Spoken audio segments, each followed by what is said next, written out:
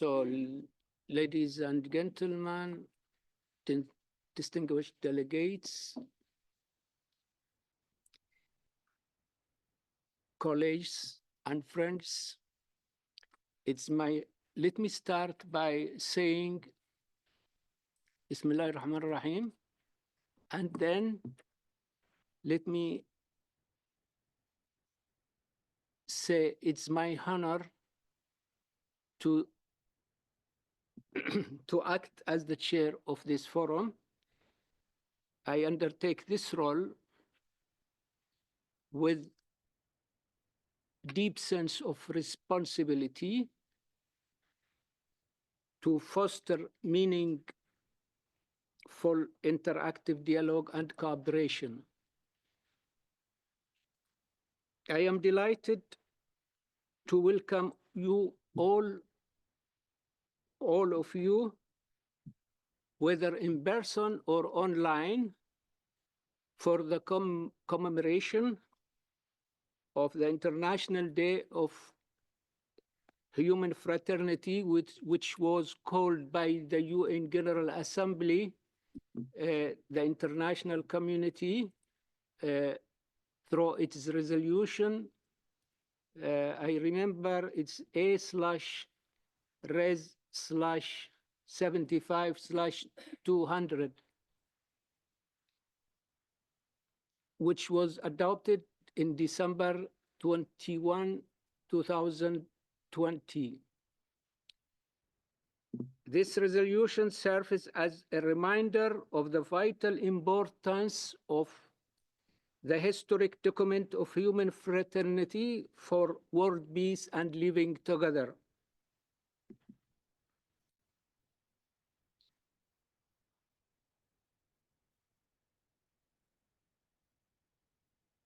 Signed in Abu Dhabi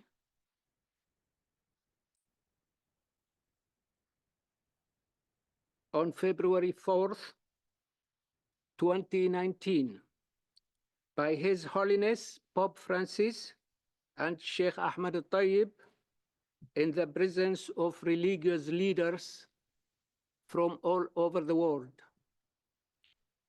This resolution serves as a reminder for the vital importance of the historic document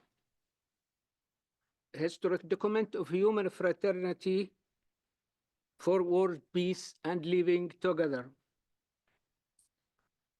Signed in Abu Dhabi on February 4th, 2019.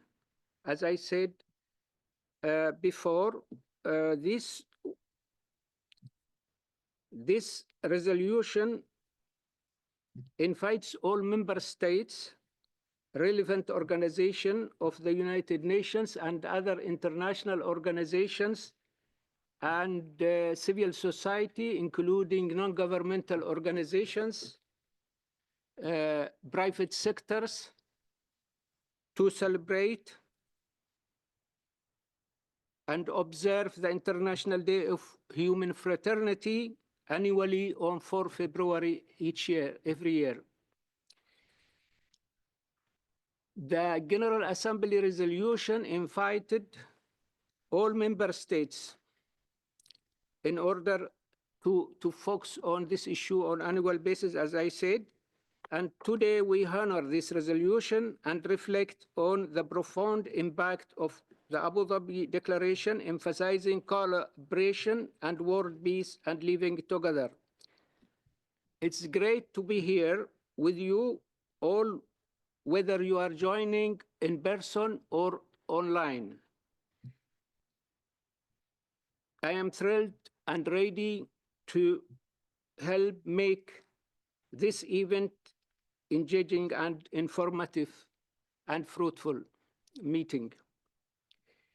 Now, ladies and gentlemen, let me end my opening remarks. Allow me to bring your attention to the following facts. As we celebrate today the Day of Human Fraternity, and unfortunately, the phenomena of intolerance, hatred, extremism, terrorism, conflicts, and wars are still rising and spreading all over the world, despite of the United Nations strategies to undermine extremist ideologies and reduce the global appeal.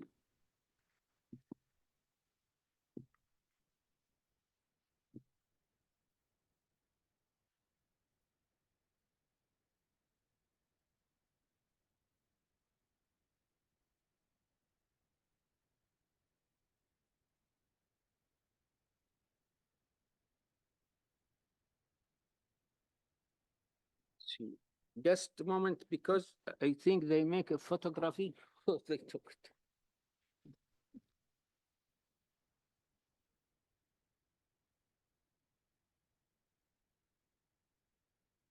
So then, despite also the adoption of several resolutions issued by the UN Security Council, the UN General Assembly, and the UN Human Rights Council to combat intolerance, extremism, and eradication terrorism, this phenomenon still spreading. And despite the Declaration of Principles on Tolerance adopted by the UNESCO on November 16, 1995, which emphasizes tolerance along with the key initiative to promote global tolerance, the spirit of intolerance and extremist phenomena persist and escalates their activities in different parts of the world. That's why the main objective of this forum is to call upon the UN General Assembly for the adoption of International Decade of Tolerance and Human Fraternity for the period of 2025 and 2035. This initiative seeks to explore and build upon key United Nations resolutions that promote peace, tolerance, and a dialogue among all cultures. We urge the UN General Assembly to adopt resolution for this initiative.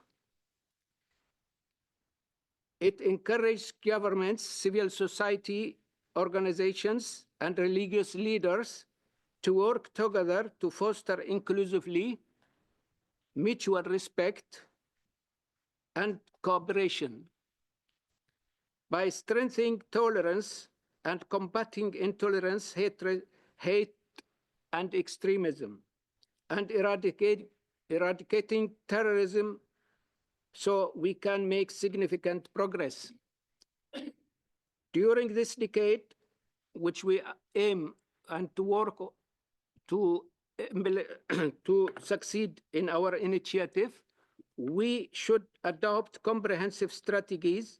What I mean, the international community should adopt comprehensive strategies for more tolerant and peaceful society by addressing the root causes through enhancing educational system, promoting critical thinking, tolerance, and as well as the economic development initiative to alleviate poverty and provide opportunities for youth. Addressing the root causes of these phenomena required not just policy changes, but also a cultural shift towards mutual understanding and engagement and respect. Education, economic development, and community engagement play a crucial role in this transformation. Over the next 3 hours, we have a remarkable lineup of speakers who will share their insight and experiences. They will delve into various aspects of tolerance, including how to promote multicultural education, address conflicts peacefully, strengthen mutual respect and cooperation, combat intolerance and hate, eradicate violent extremism, and build inclusive communities. We are honored to have an esteemed panel of today's speakers. In the first session, we have Madame Anna Louise Thompson Flores. She's a director of UNESCO office in Geneva. And we have Arben Ramkaj. He's chairman at the Interreligious Collaboration Center. Mr. Pablo Demere, president of the International Institute of Diplomacy, Switzerland. We have Sarah Markovich, which we are waiting. She will be here within 10 minutes. She's a senior advisor of interfaith dialogue at the Interparliamentary Union. After the break, we are honored also to have other 4 speakers, distinguished panel of speakers, started by His Excellency Aidarus bin Qasim al-Zubaydi, Vice President of Yemeni's Presidential Leadership Council and President of the Southern Council.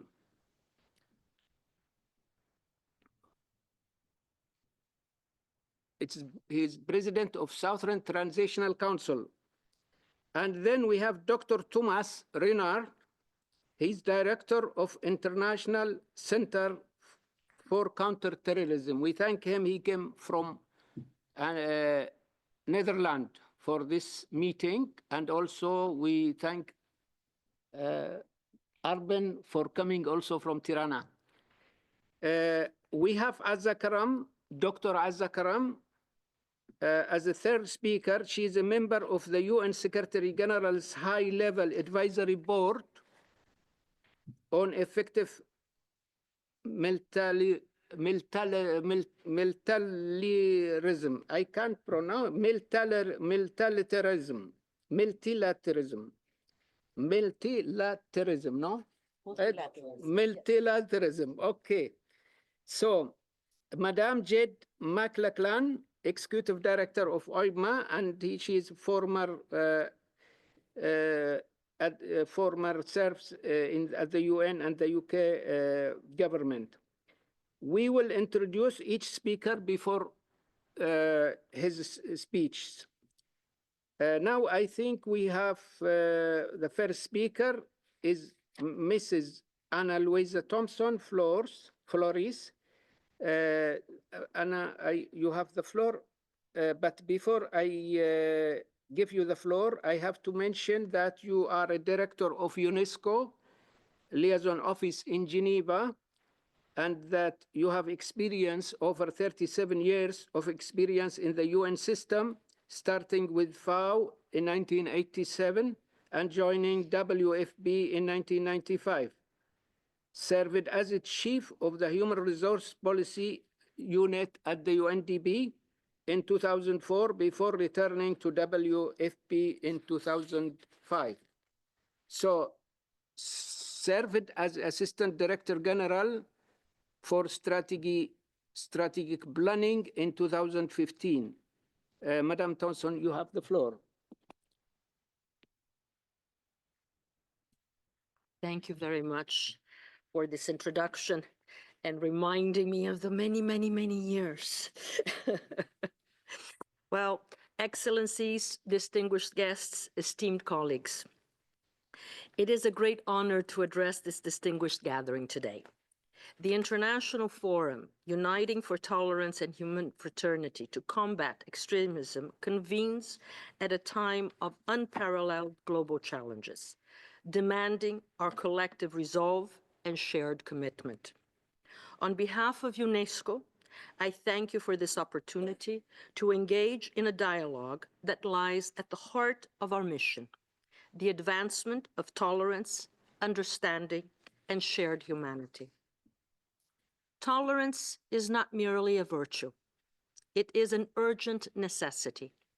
Across the globe, divisions are deepening, inequalities are widening, and mistrust is taking root.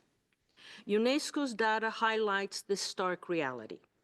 Over 1.5 billion people live in societies where capacities for intercultural dialogue are limited.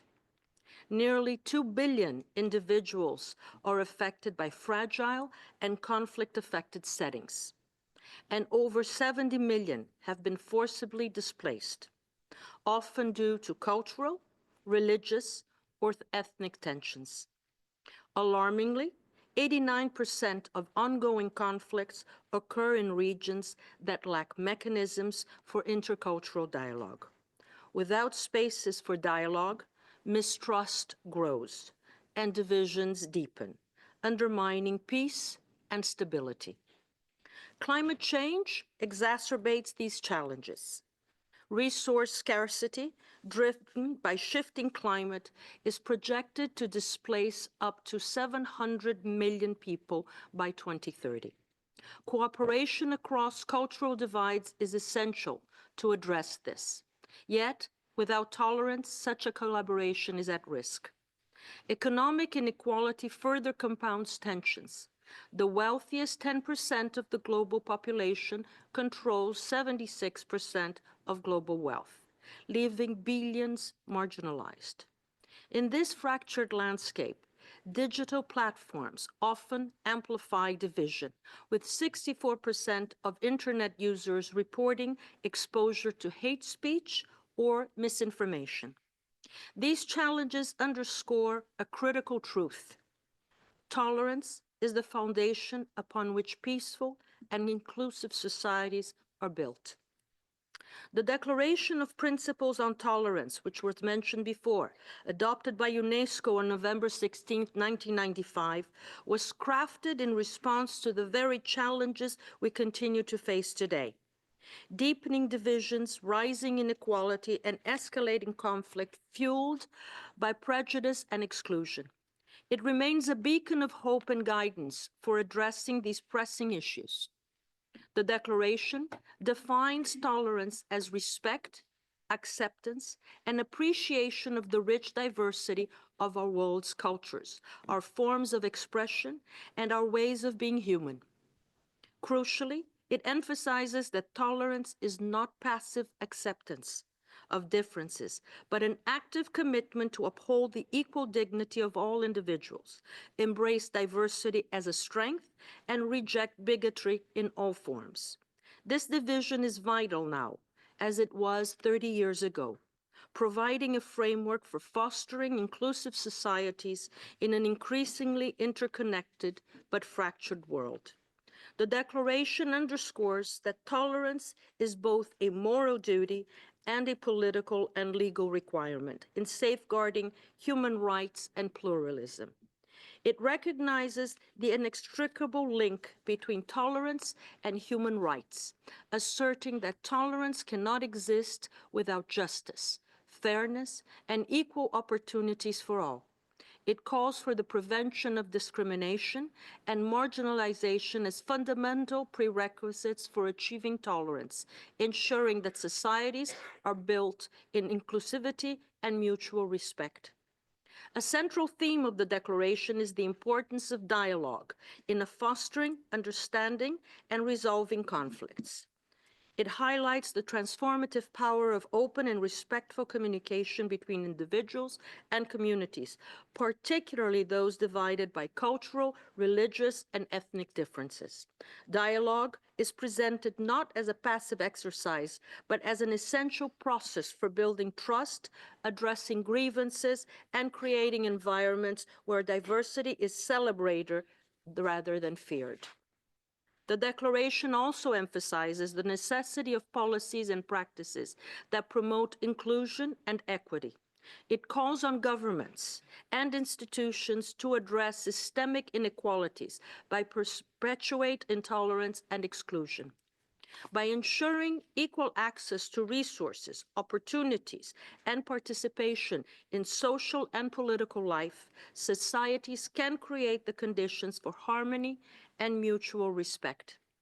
This focus on structural change underscores the importance of not only addressing individual attitudes, but also creating environments where diversity thrives. Excellencies, at UNESCO, we believe the power of tolerance lies in its ability to inspire practical action. Across the globe, we are turning the ideals of the Declaration of Principles on Tolerance into solutions that promote peace and understanding. The framework for enabling intercultural dialogue, developed with the Institute for Economics and Peace, transforms dialogue into a measurable and operational tool. Using data from 160 countries and 21 indicators, the framework identifies the structures, values, and processes that foster inclusion and peace. Guided by the global report, We Need to Talk, and its online portal, the framework has shaped impactful projects. In Sri Lanka, it has supported dialogues to address economic reforms equitably, mitigating risks of exclusion. In South Sudan, it has facilitated interethnic exchanges to strengthen mutual understanding during constitutional reform. These projects exemplify how intercultural dialogue can address root causes of division and mistrust. Our efforts to combat racism and discrimination are equally robust. UNESCO's masterclass series on racism and discrimination has empowered youth in over 45 countries to recognize and challenge prejudice. The Global Forum Against Racism and Discrimination provides a platform for governments and stakeholders to exchange solutions, while the Policy Officials Network ensures these lessons are informed, tangible reforms. These programs reflect UNESCO's belief that addressing systemic racism is key to fostering inclusive societies. In the digital space, UNESCO works tirelessly to counter hate speech. Through community training, partnerships with media platforms, and tools to promote critical thinking, we empower individuals to challenge misinformation and online toxicity. By fostering counter-narratives that emphasize empathy and shared humanity, we aim to transform digital spaces into arenas for inclusion rather than division. Education remains the most powerful foundation for peace and tolerance. The recommendation on education for peace, human rights, and sustainable development, adopted in 2023, integrates global citizenship, human rights, and sustainability into curriculum worldwide. It equips learners with skills to resolve conflicts peacefully, value diversity, and challenge divisive rhetoric. By embedding these principles into education, we ensure future generations are prepared to build just and inclusive societies. Finally, UNESCO's work on the ethics of artificial intelligence safeguards tolerance in the digital world. By addressing algorithmic bias and promoting ethical governance, this initiative ensures that technology enhances fairness and inclusivity. It reaffirms that digital innovation must serve humanity's collective good, fostering trust and underscoring rather than division.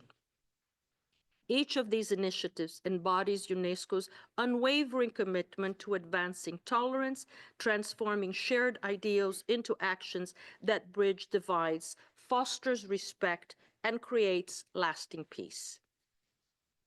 Ladies and gentlemen, these messages hold particular significance this year as the world commemorates the 80th anniversary of the Holocaust.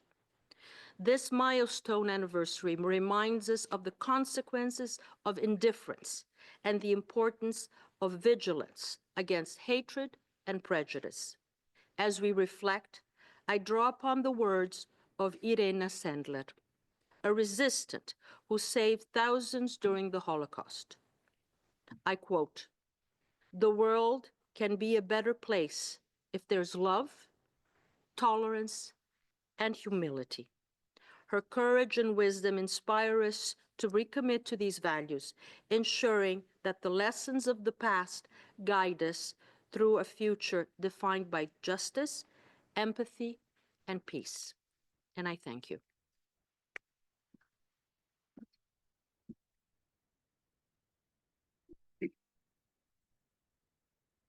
Thank you, Madam Thompson Flores, for fruitful statement.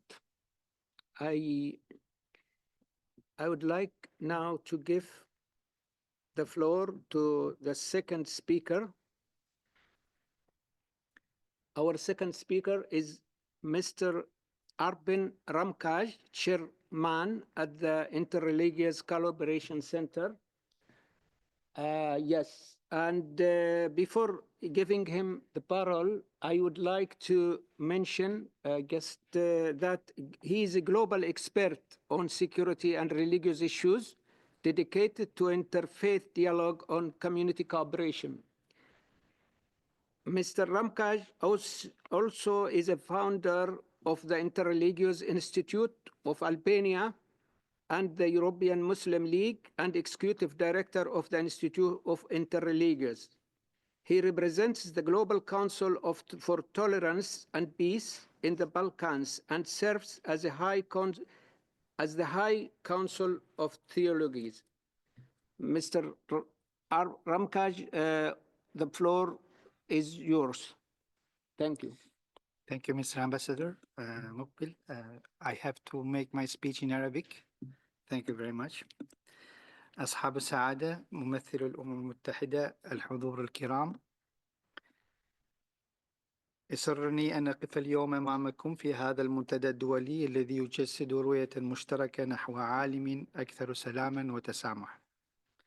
سعادة السفير سعيد مقبل، نشكرك على جهودك في تعزيز قيم التفاهم بين الثقافات والحضارات.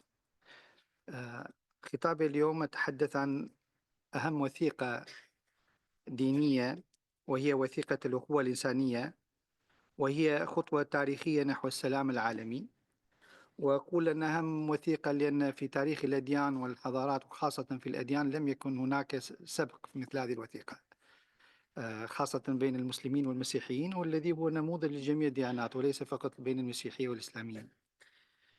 وهذه الوثيقة وقعت في 4 فبراير 2019، وقد وقع قداسة البابا فرانسيس وفضيلة الإمام الأكبر شيخ الأزهر حفظه الله دكتور أحمد طيب هذه الوثيقة، والذي يعتبر الآن منبع للسلام العالمي والعيش المشترك. ووقعت هذه الوثيقة في عاصمة الإمارات في أبو ظبي. هذه الوثيقة لم تكن مجرد إعلان رمزي، بل كانت التزاما أخلاقيا ودينيا وسياسيا غير مسبوق، إذ جاءت بمبادرة تاريخية جمعت بين أعلى القيادات الروحية المسيحية والإسلامية، وأكدت على وحدة المصير الإنساني وأهمية الحوار كوسيلة رئيسية لحل النزاعات. وقد أكد البابا فرانسيس خلال توقيع الوثيقة قائلا: علينا أن نجعل من الأخوة الإنسانية أساسا لجميع علاقاتنا الإنسانية، لا مجرد شعار بل واقع نعيشه ونمارسه يوميا. من جانبه أشار فضيلة الإمام الأكبر الدكتور أحمد طيب إلى أهمية هذه الوثيقة بقوله: إنها وثيقة تاريخية يجب أن نكون نبراسا للمجتمعات الدولية في مساعيها نحو التعايش السلمي، ولا مستقبل لهذا العالم إلا بترسيخ ثقافة الحوار بين الحضارات والديانات. لقد شكل اتفاق أبو ظبي علامة فارقة في تاريخ العلاقات بين الأديان، لأنه أول وثيقة مشتركة بهذا المستوى الرفيع بين الكنيسة الكاثوليكية والأزهر الشريف الذي يمثل كافة المجتمعات الإسلامية، ووضع إطارا عمليا لتعزيز السلام والتفاهم بين الشعوب، لأن الوثيقة ليس فقط وثيقة، لكن لها آلية ولها بنود ولها قرارات يجب أن تقرأ وتستوعب وأن يعمل بها. وأدت هذه الوثيقة تبني الأمم المتحدة رسميا لمبادئه خلال قرار الجمعية العامة A75/200. في القرار في هذا اليوم الذي نحن نحتفل اليوم، واليوم 4 فبراير، واعتبرت يوما دوليا للأخوة الإنسانية، واعتمدت من الجمعية العامة للأمم المتحدة بناء على مبادرة قدمتها دولة الإمارات العربية المتحدة ودولة مصر، وهو ما شكل اعترافا دوليا رسميا بأهمية الحوار بين الأديان والثقافات.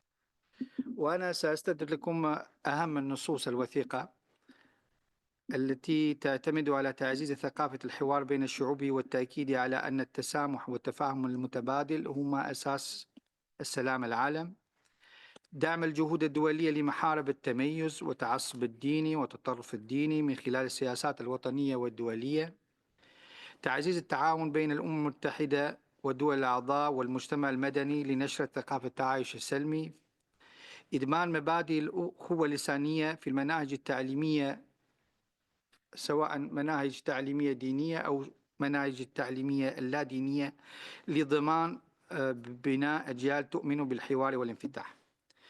إن تبني الأمم المتحدة لهذا القرار يعد نقلة نوعية في العمل الدولي لتعزيز ثقافة التسامح، وجعل مبادئ وثيقة أبو ظبي جزءا من السياسات الأممية الدائمة في الأمم المتحدة وكذلك في المؤسسات الدولية الأخرى، وهي من أهمها هو تفعيل مبادئ هذه الوثيقة ومبادئ الأخوة الإنسانية.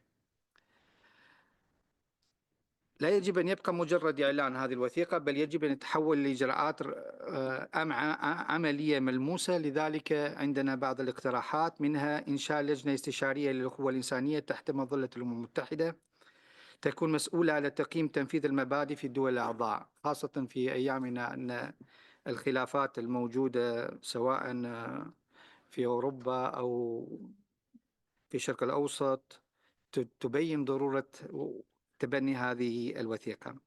ثانيا، إطلاق برامج شراكة بين المؤسسات الدينية والحكومات لتعزيز التسامح كجزء من السياسات الوطنية. ثالثا، دمج قيم التسامح في أجندة التنمية المستدامة للأمم المتحدة، حيث يرتبط الاستقرار الاجتماعي بالتنمية الاقتصادية والعدالة الاجتماعية. رابعا، تشجيع وسائل الإعلام العالمية على تبني خطاب يعزز التفاهم ويحارب خطابات الكراهية التي تتسبب في الانقسامات المجتمعية. التحديات التي تواجه مبادئ الأخوة الإنسانية، ورغم النجاحات التي تحققت لا تزال هناك تحديات تطلب مزيدا من الجهود الدولية، ومن أبرزها تصاعد موجات الاستقطاب الديني والسياسي التي تهدد الاستقرار المجتمعي في عدة دول. نشوف دائما عندما في خلافات أو يعني حروب هنا وهناك، واحد يستدل بالإنجيل والآخر بالتوراة والآخر بالقرآن على أن هم على حق في هذا الخلاف والنزاع، وهذا لازم أن ينتهي. ثانيا، تنامي مظاهر الإسلاموفوبيا ومعاداة السامية، مما يقوض فرص تعايش السلمي. في تنامي كبير الإسلاموفوبيا ومعاداة السامية سواء في أوروبا أو في أمريكا الشمالية أو في بقع أخرى من الأرض. ثالثا، غيابات سياسات وطنية واضحة لتنفيذ مبادئ وثيقة الأخوة الإنسانية. رابعا، الافتقار إلى استراتيجيات تعليمية تدمج هذه المبادئ في المناهج الدراسية. ولتجاوز هذه التحديات فإننا بحاجة إلى التزام أقوى من قبل الأمم المتحدة والمجتمع الدولي في وضع خطط تنفيذية تشمل الحكومات كذلك المؤسسات الدينية والمنظمات المجتمع المدني.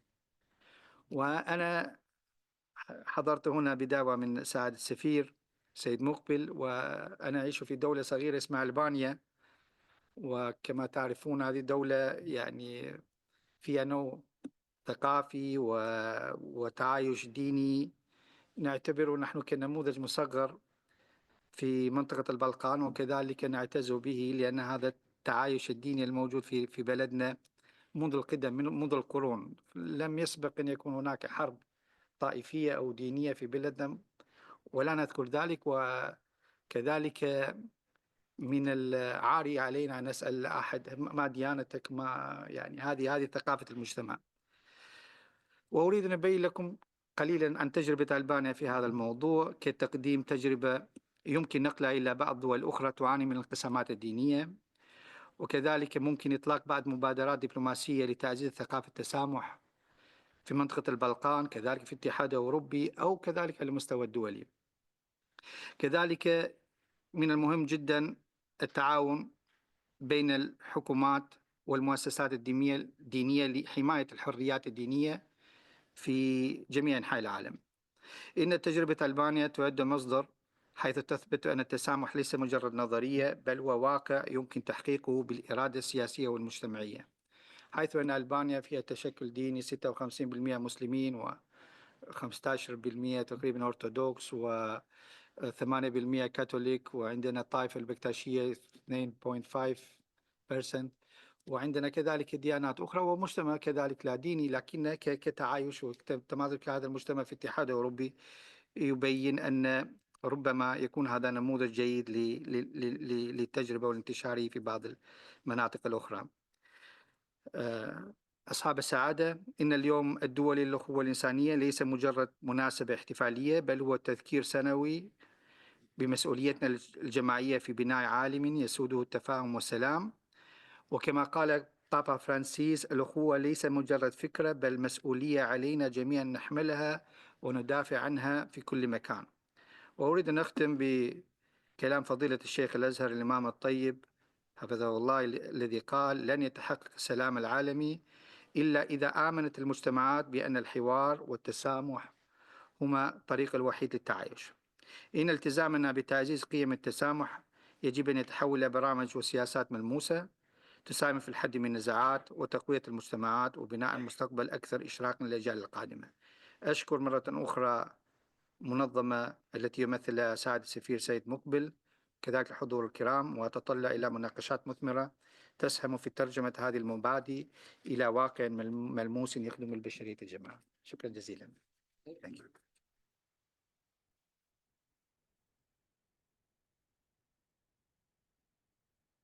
Yeah, thank you. Thank you very much indeed, Dr. Ramkaj. It was a great statement. We appreciate it very much indeed. And our third speaker is Mr. Pablo Demere. He is our political scientist specializing in international relations and president of the International Institute of Diplomacy in Switzerland. He works with the UNHCR in Geneva and founded the Swiss Diplomacy Student Association, and he is the winner of 2022 Leaders of Peace Advocacy Competition. Congratulate you, and your floor is yours, Pablo. Thank you, Mr. Ambassadors. Can you hear me well? Yes, great. Excellencies, ladies and gentlemen, it is a great honor for me to be here today on this special day. I mean, it's the International Day of Human Fraternity, and that's a concrete example that we can be here together talking about an important topic. Well, we're going to talk more about education and diplomacy as pillars for tolerance and peace.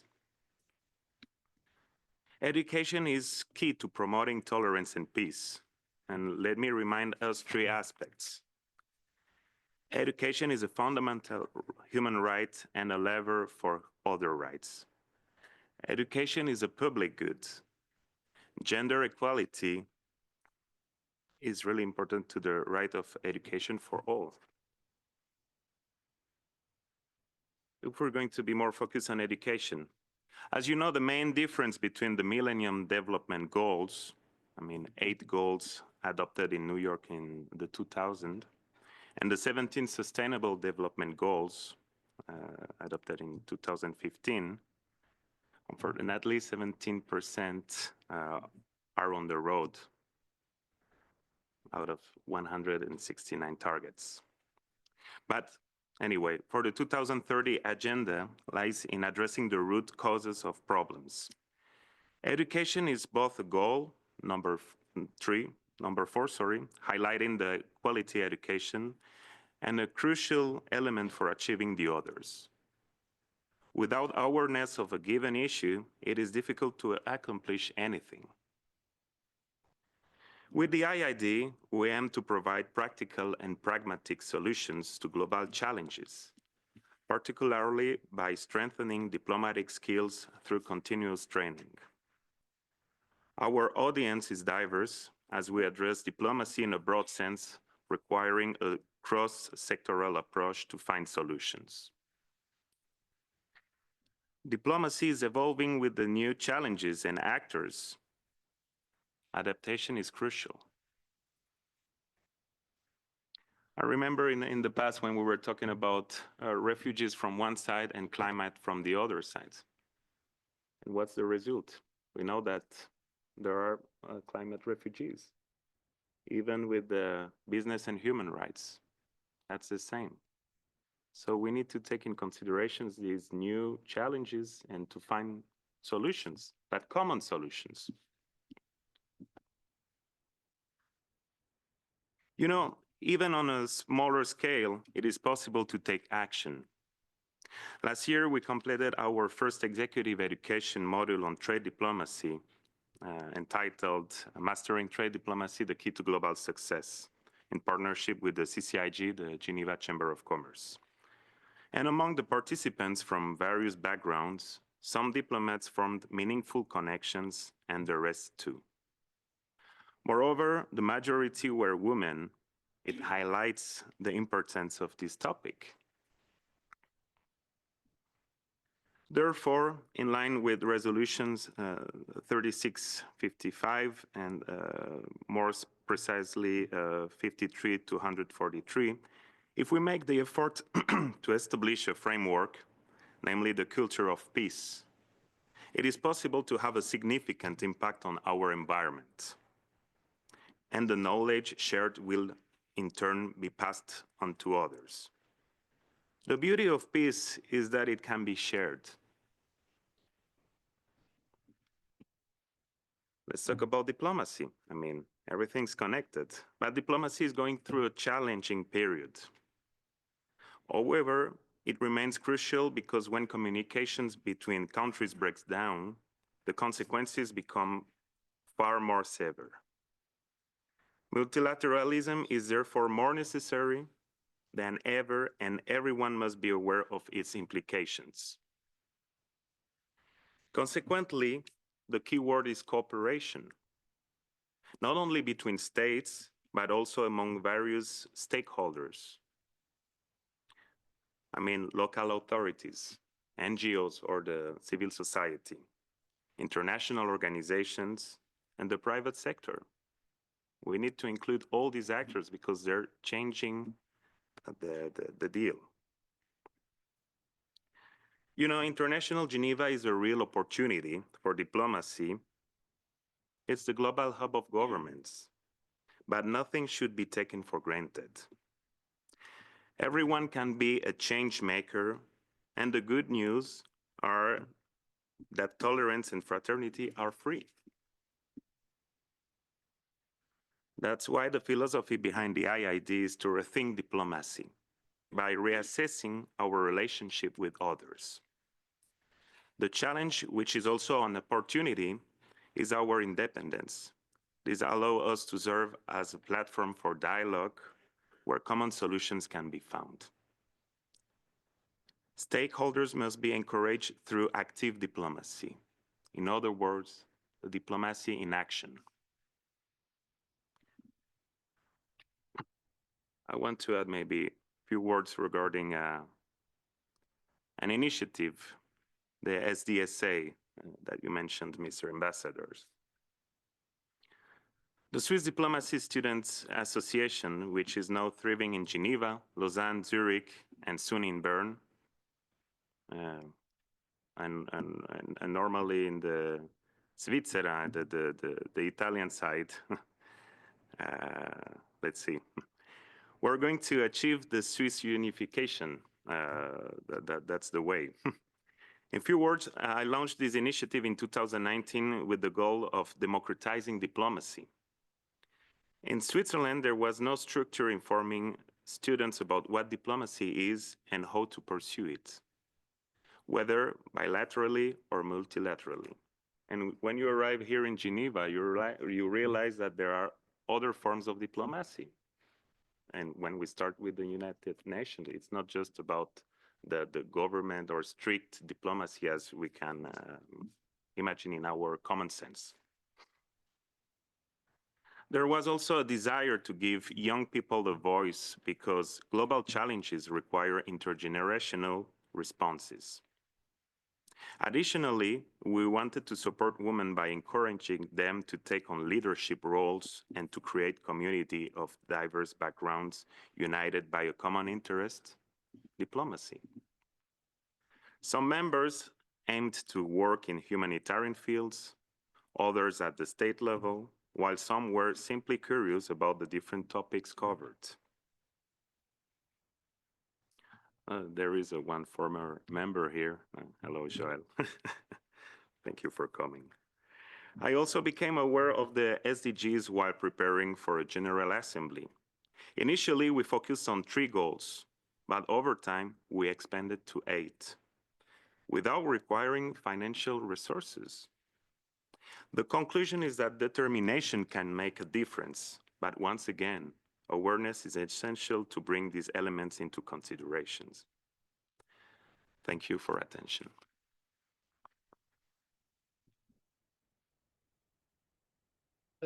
Thank you very much indeed, Monsieur Demerier.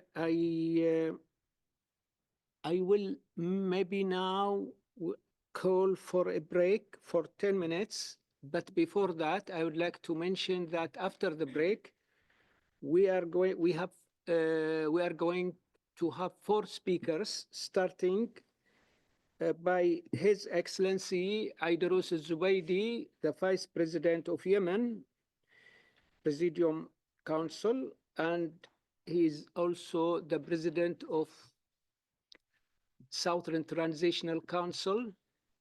And then we will have, after that, Thomas Ronard, the Director of International Center of Counterterrorism. Then we have the third speaker, I think, Jed McLachlan also, and I remember we have another one. Yes, Sarah. We have Sarah also, Markovich. She's representative of International Parliamentarian Union. So let us have a break, and then we come back within 10 minutes, if possible. Thank you.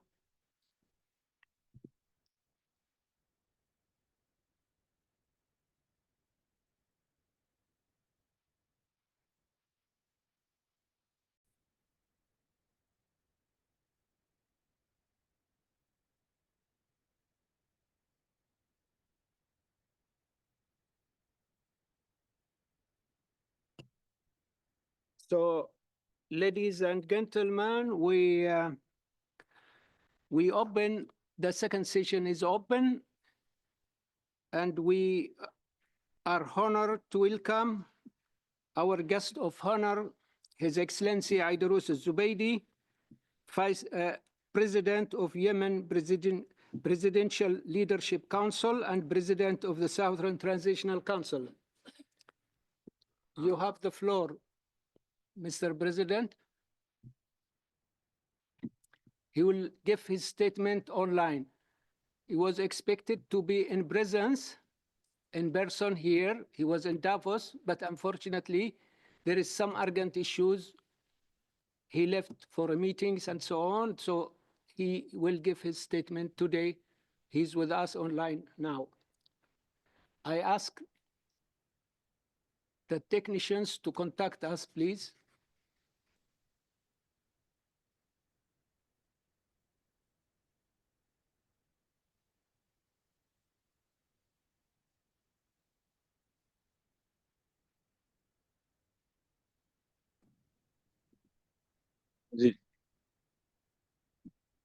Now, Mr. Vice President is online, and I would like to introduce him to you. أصحاب السعادة السيدات والسادة، يسرنا أن نقدم لكم ضيف شرف الشخصية السياسية الرئيسية في جهود السلام في اليمن، عيدروس بن قاسم الزبيدي، نائب رئيس مجلس القيادة الرئاسي، رئيس المجلس الانتقالي. الرئيس عيدروس الزبيدي شخصية سياسية رئيسية في جهود السلام في اليمن، تم تعيينه نائباً لرئيس مجلس القيادة الرئاسي اليمني في أبريل 2022، مما يعكس تأثيره الكبير في المشهد السياسي، كما يشغل منصب رئيس المجلس الانتقالي الجنوبي الذي أسسه عام 2017. يعتبر قائداً مركزياً للحركة الجنوبية، ويلعب دوره القيادي كان لدوره القيادي أهمية قصوى في تحقيق الاستقرار والمصالحة وتسهيل الحوار في ظل التحديات المستمرة في اليمن. شغل سابقاً منصب محافظ عدن للفترة من 2015 إلى 2017، وواجه العديد من الهجمات الإرهابية، ولعب دورا مهما في تحرير عدن ومحافظة الجنوب من القاعدة وداعش. في يناير 2016 نجا الرئيس الزبيدي من محاولة اغتيال من قبل داعش آيسيس عندما اعترضته سيارة مفخخة بالقرب من موكبه، مما أسفر عن مقتل حارسه الشخصي وآخرين. خلال فترة توليه منصب محافظ عدن، واجه الرئيس الزبيدي أكثر من 4 محاولات اغتيال، منها 3 محاولات بتفجير سيارات مفخخة نفذها تنظيم الدولة الإسلامية آيسيس داعش. الرئيس الزبيدي مصمم على تحقيق إرادة شعب الجنوب في استعادة الدولة الجنوبية بالوسائل السلمية. أسهمت قيادته العسكرية لقوات المقاومة الجنوبية ضد ميليشيات الحوثي خلال اكتساح ميليشيات الحوثي من المناطق الجنوبية، مما ساهم في تحرير هذه المناطق إجمالا، المناطق الجنوبية خلال 3 أشهر. سيد نائب الرئيس، الكلمة لكم. شكرا جزيلا رئيس الدكتور سعيد طالب مقبل. شكرا للحاضرين جميعا. بسم الله الرحمن الرحيم. السيدات والسادة، إنه لمن دواعي سروري أن ألتقي بكم اليوم، ونحن نستهل عاما جديدا بآمال متجددة في إحلال السلام والاستقرار. إن مشاركتنا اليوم معكم في هذا المنبر يأتي في إطار سعينا الدؤوب للانتصار لقيم السلام والتسامح التي نتطلع إلى ترسيخها عالميا. وقد بنى شعبنا في جنوب اليمن نضالاته على ذلك الأساس المتين نهجا للتصالح والتسامح، واتخذ منه مبدأ ساميا نحو تحقيق تطلعاته في الحرية والاستقلال والعيش الكريم. الحضور الكريم، في جنوب اليمن نخوض منذ سنوات تحديا أمنيا معقدا ضد الجماعات المتطرفة التي تهدد أمننا واستقرار منطقتنا، بما في ذلك تنظيم القاعدة وداعش، لا جانب التحديات التي تفرضها جماعات الحوثي الإرهابية. ومع كل هذه التحديات التي تفرضها جماعة الحوثي الإرهابية، ومع كل هذه التحديات فإننا نؤكد التزامنا بمكافحة التطرف والإرهاب، ليس فقط دفاعا عن أرضنا بل أيضا من أجل أمن واستقرار المنطقة والعالم وتعزيز قيم السلام والتسامح.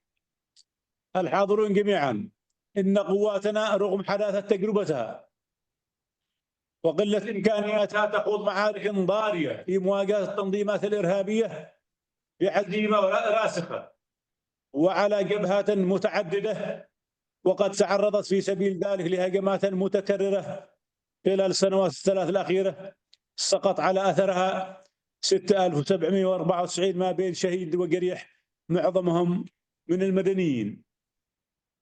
السيدات والسادة، إن الجماعات الإرهابية التي نواجهها في جنوب اليمن ليست وليدة اليوم، بل بدأت نشاطها منذ عام 1990، والذي شهد حشد وتجميع الأفغان العرب لغزو واجتياح الجنوب في صيف 1994 تلا ذلك توطين تلك العناصر في عدد من مناطق الجنوب واليمن لتشكل ليست فقط تهديدا محليا فحسب، بل صارت جزءا من شبكة عالمية تسعى إلى زعزعة الاستقرار الإقليمي والدولي. قد شاهدنا كيف استهدفت تلك التنظيمات المصالح الدولية، بدءا من الهجوم على المدمر الأمريكي USS كول العام 2000، العمليات الإرهابية التي طالت المدنيين في باريس، وهجمات 11 سبتمبر في نيويورك، وصولا إلى الهجمات الأخيرة التي نفذتها ميليشيات الحوثي الإرهابية باستهداف أمن الملاحة الدولية في البحر الأحمر وخليج عدن. الحاضرون الكرام، إن الموقع الجغرافي لجنوب اليمن يجعله نقطة استراتيجية حيوية للأمن الإقليمي والدولي، فهذه الجماعات لا تسعى فقط إلى ترسيخ وجودها على الأرض، بل إلى السيطرة على الشريط الساحلي لبحر العرب والتحكم بممر باب المندب وخليج عدن، بما يمكنها من فرض شروطها على التجارة الدولية، تنفيذ عمليات إرهابية عابرة للحدود. أن تداعيات ذلك ليست محصورة في اليمن فحسب، بل تمتد إلى الأمن البحري العالمي وحركة الملاحة التي يعتمد عليها الاقتصاد الدولي، ومن الهجمات الحوثية الأخيرة على السفن في البحرين الأحمر والعربي إلا مثالا واضحا على التهديدات التي تواجهها المنطقة بأكملها. السيدات والسادة، إننا في جنوب اليمن نقف في الخطوط الأمامية لمكافحة التطرف والإرهاب، مدافعين عن الأمن والاستقرار الإقليمي والدولي، وذلك بدعم ومساندة من الأشقاء في دولة الإمارات العربية المتحدة والمملكة العربية السعودية. ورغم أهمية هذه الجهود في حماية المصالح المشتركة، فإننا نرى إن هناك حاجة ماسة إلى تعزيز الشراكة الدولية، لا سيما من أصدقائنا في الغرب، لدعم هذه المعركة الحاسمة على المستويات العسكرية والسياسية والإعلامية. إن مواجهة الإرهاب تتطلب استجابة عالمية منسقة، ونحن نأمل في رؤية تعاون أكبر يعكس التزاما مشتركا بمكافحة التطرف وضمان الأمن والاستقرار للجميع، حيث إن ترك تلك الجماعات تعمل بحرية في بلادنا يجعلها قاعدة انطلاق لتهديد الأمن العالمي. الحاضرون جميعا، نحن في جنوب اليمن دعاة سلام ولسنا دعاة حرب، وقد ظلت العاصمة عدن ومناطق الجنوب على مدى عقود حاضرة للسلام والتعايش والوئام، وما حملنا السلاح مؤخرا إلا مضطرين للدفاع عن أنفسنا وأرضنا بعد أن امتدت إليها يد الإرهاب، ممثلا بميليشيات الحوثي الإرهابية وتنظيمي القاعدة وداعش والجماعات المتحالفة معها. ونسعى اليوم إلى تأمين مناطقنا والمشاركة الفاعلة في حفظ الأمن والسلم الدوليين، ولنعيش مع الجميع بسلام في منطقة يسودها الأمن والاستقرار، ونسعى لتأسيس نموذج في الجنوب يكون منطلقا للسلام والتنوع في المنطقة، وسنستعيد مكانة عدن التاريخي كعاصمة ونموذج للأخوة والإنسانية. ختام، أيتها السيدات، أيها السادة الأعزاء، إننا في الجنوب وإذ نثمن دعم شركائنا الإقليميين نؤكد على الحاجة إلى شراكة دولية فاعلة لمكافحة الإرهاب والتطرف، بما يمثل تعزيز التعاون الأمني والاستخباراتي ودعم جهود الاستقرار وإعادة الإعمار وتقديم المساندة السياسية والإعلامية لقضيتنا العادلة. كما ندعو المجتمع الدولي إلى تبني نهج شامل في التعامل مع الأوضاع في اليمن، بحيث يشمل دعم مسارات الحوار والسلام إلى جانب الجهود العسكرية لمكافحة الإرهاب، وأننا نطمح مثل سائر الشعوب إلى مستقبل يسوده السلام والديمقراطية والتعددية بعيدا عن العنف والتطرف. إن معركتنا ليست مجرد معركة محلية، هي جبهة متقدمة لحماية الأمن والاستقرار العالمي، وأن إذ نؤكد التزامنا بمبادئ السلام فإننا نؤمن أن الدعم الدولي المنسق والفاعل سيكون له الأثر حاسم في تحقيق الأمن والاستقرار في بلادنا. نسأل الله أن يعم السلام والاستقرار والرخاء على بلدنا الحبيب وعلى جميع شعوب العالم. شكرا لكم جميعا، والسلام عليكم ورحمة الله وبركاته.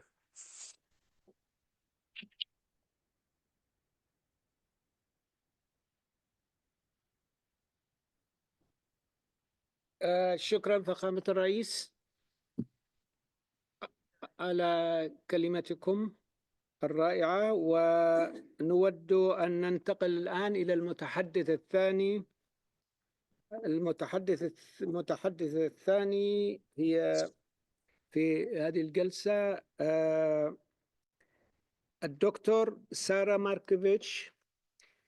Sarah Markovich. Dr. Sarah is from Australia originally. She is a senior advisor on interfaith dialogue at the Interparliamentary Union.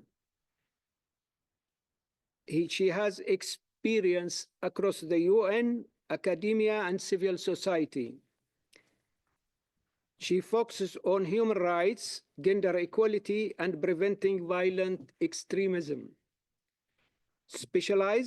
Dr. Sarah Markovich, she's specialized in interfaith dialogue and systematic conflict analysis, and her works to foster social cohesion to diverse communities, and originally, as I said, she's from Australia with a global perspective on peace building. Dr. Sarah, your barrel, you are the barrel now. Thank you.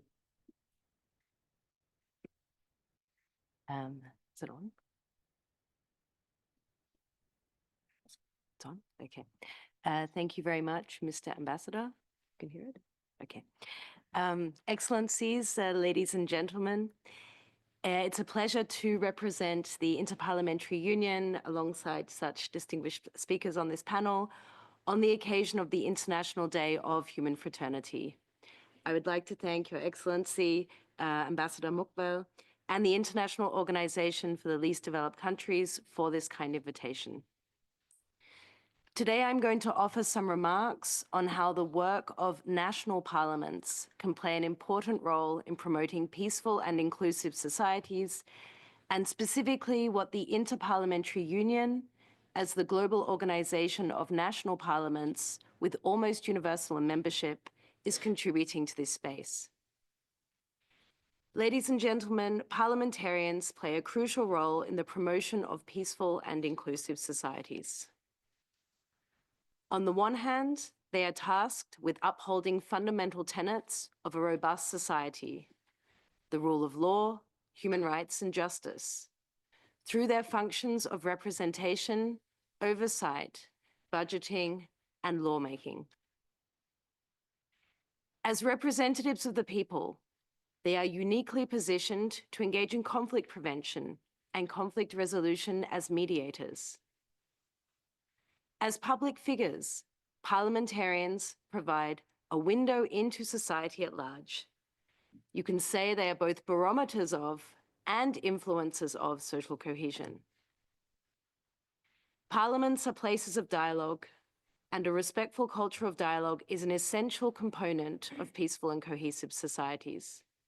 One might therefore say, the culture of dialogue that you find in a national parliament is a litmus test for the discursive health of broader society. The global parliamentary community has made numerous commitments on the contribution of parliamentarians to the promotion of peaceful coexistence. In a joint declaration on promoting peaceful coexistence and inclusive societies fighting intolerance from the IPU's 144th Assembly in Manama in 2023, members stated, "We consider it our unique responsibility as parliamentarians to speak and act responsibly towards all people, particularly those who disagree with us, and in ways that bring people together peacefully, in pursuit of the common good. We affirm that societies that are inclusive and just, and in which rights are upheld, are more likely to be cohesive, peaceful, and democratic. We pledge to fight inequality through rights-based economic and social policies that put people before profit and the weak before the strong, and that uphold the equality and dignity of every person. We reaffirm the urgent need to implement the Sustainable Development Goals by 2030 as our best hope for peace, democracy, and sustainable development for all. Having said that, neither parliaments nor parliamentarians can foster tolerance and human fraternity alone. Rather, this is an effort of many stakeholders. Parliaments need to engage with broader society and in parliamentary diplomacy across borders. And the different stakeholders present today in this room would also benefit from engaging national parliaments in their efforts to foster peace and inclusion, to make all of our work more inclusive. The UN Pact for the Future from September 24 echoes this in Action Point 55, where it says, "The challenges we face require cooperation not only across borders, but also across the whole of society. Our efforts must involve governments as well as parliaments and all people to ensure an effective response to our common challenges." The IPU has recognized the necessity of all of society efforts to foster comprehensive action. Its current strategy encourages national parliaments to engage with their broader ecosystems, and the IPU itself has put this into practice. During this World Interfaith Harmony Week, it seems appropriate to mention that in 2023, the IPU organized the first parliamentary conference on interfaith dialogue, working together for our common future. The conference was organized by the IPU and the Parliament of the Kingdom of Morocco in cooperation with Religions for Peace and other partners. It brought together parliamentarians, representatives of governments, religions, beliefs, faith-based and civil society organizations, international organizations, and academia, over 700 participants in total. The conference concluded with the Marrakesh Communiqué, in which parliamentarians acknowledged that confronting the challenges facing society today requires concerted and decisive action from all of us, from parliamentarians with their legislative power, as well as from all parts of society, including official institutions, religious and belief communities, faith-based and civil society organizations, and academia. Times of crisis and uncertainty especially call for solid leadership to bring people together around a common vision for the future. The IPU continues to be forward-looking, as it has been since its origins in 1889 as the world's first permanent international political organization, the forerunner of multilateral cooperation between nations today. 2025 has been announced by Pope Francis as a year of Jubilee. In June of this year, the IPU will hold the second parliamentary conference on interfaith dialogue, together with the Italian Parliament and with the support of Religions for Peace, under the motto, "Strengthening Trust and Embracing Hope for Our Common Future." In the spirit of the Jubilee year, the IPU and its partners invite to respectful, open, and forward-looking dialogue so that we may unite for tolerance and fraternity. I thank you for your attention, and I look forward to seeing some of you in Rome. Thank you very much.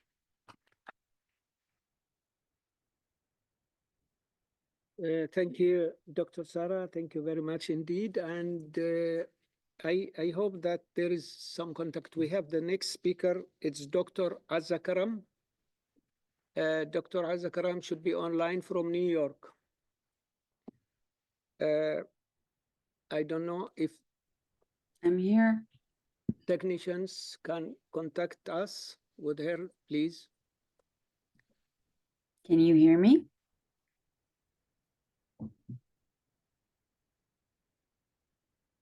Hello, greetings. Dr. Azakaram, are you online?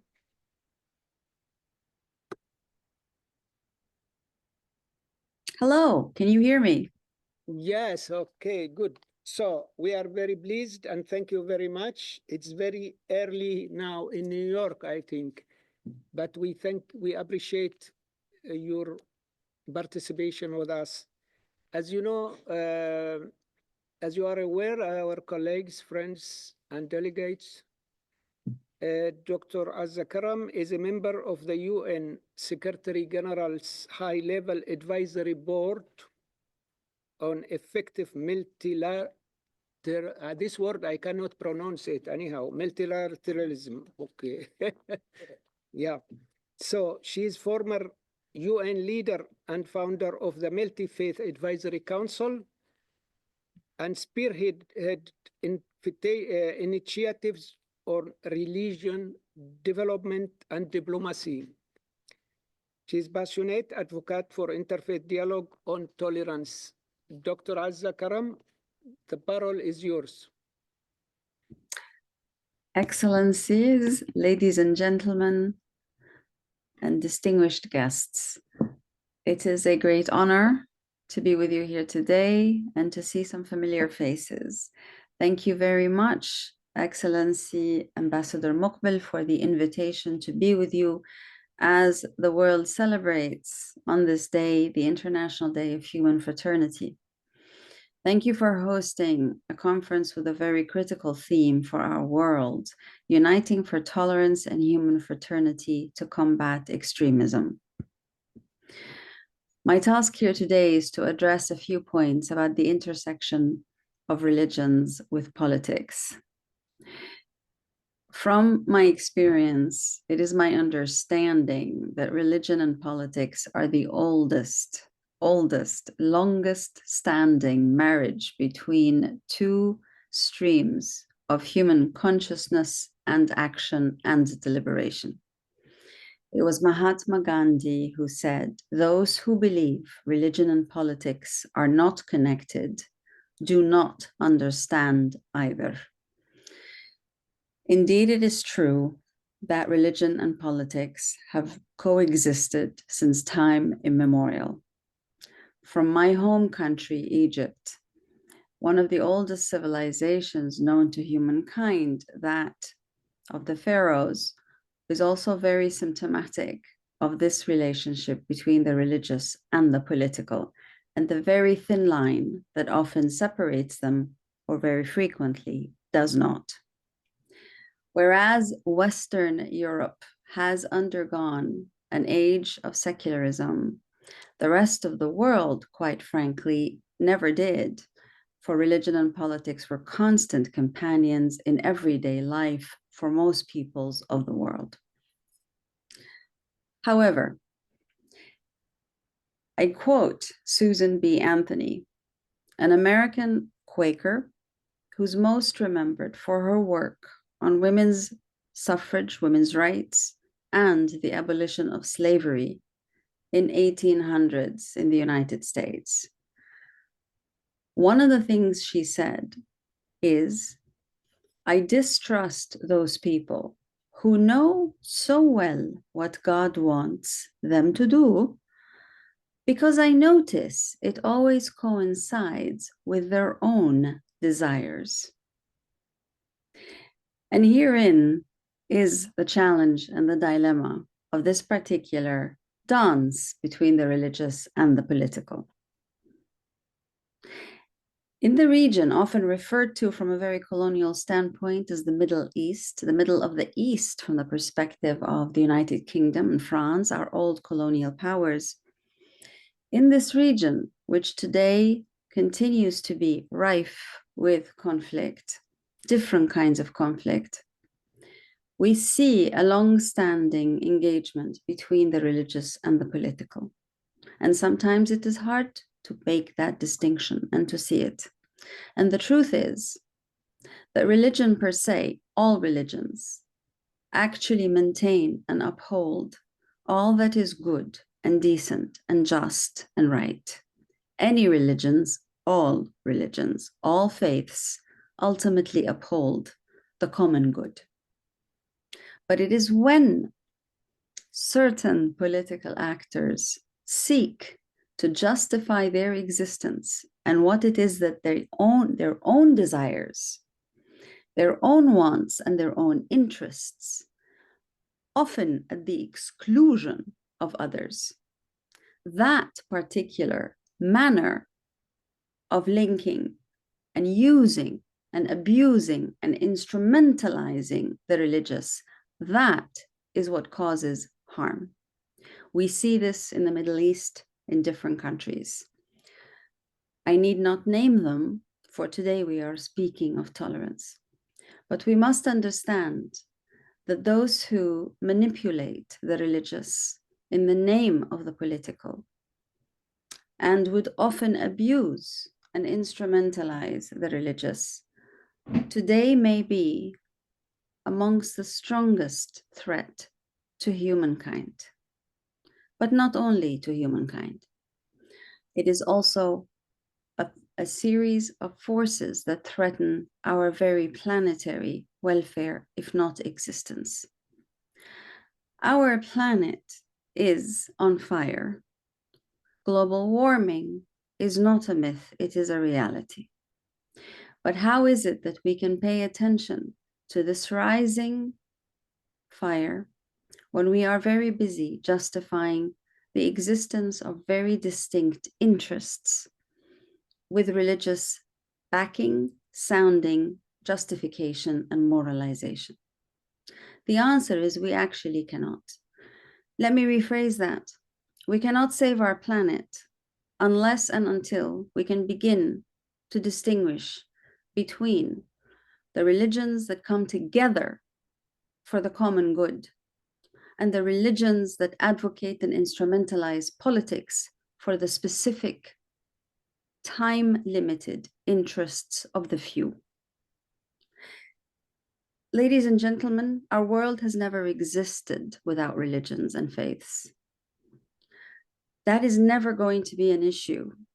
The issue is whether these religions actually coexist and advocate for coexistence. Religions themselves do. The people who abuse them and instrumentalize them do not. In other words, the formula for peaceful coexistence today, which is tolerance plus, plus, plus, it's not just limited to tolerance, but the formula for peaceful coexistence today, as ample historical evidence and contemporary events point, demands, I repeat that, the formula for peaceful coexistence today demands that religious leaders, religious institutions, and faith-based organizations actively collaborate with the secular and other civil society actors for the common good. It is not good enough to speak about civil society and faith-based organizations. It is imperative that we also name, and in naming, we can put right. It is civil society, including the faith-based organizations. There is no such thing as religion or faith-based entities existing outside of the realm of human life in a distinct, superior entity. There is only the reality of coexistence. Religious institutions, religious leaders, faith-based NGOs, and the multitudes of religious communities have an obligation not only to meet occasionally, for each of them to speak to the brilliant value of their own religion and their own belief. That is no longer helpful or relevant. The multiple conflicts around the world today, each claiming some kind of religious justification, point to the fact that meeting together as different religions alone is absolutely not enough. Indeed, it doesn't begin to scratch the surface. Instead, what we need to see and what secular civil society needs to demand, and what the international community needs to demand, is clear, unequivocal, consistent, and systemic examples of different religious institutions, leaders, and communities working together, serving together the common good. Ironically, COVID was a brilliant example of an opportunity to have shown how religions actively stand together and serve together.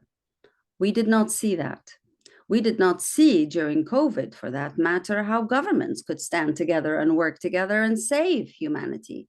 Instead, we saw a remarkable interest-based divisiveness in our global polity. And at the same time, we understand that religions are the world's most powerful motivating force. We therefore stand at an important moment in history to test the value added of our religious coexistence. It is not enough to create institutions. It is obviously not sufficient to have created decades of interfaith collaboration, because the truth is, religions have not collaborated together. At best, they have come together in meetings, but they have not put their efforts, their money, their systems, what they value most together in order to serve the common good. Instead, global pandemic, and the wars we live in today, as we heard from the distinguished excellency who spoke from Yemen, what we do see is very divisive, very polarized, very interest-based, distinct interest-based ways of engaging. Some use religion, some don't. The truth is, it is not up to the secular politicians to reform the religious realms and to save our world.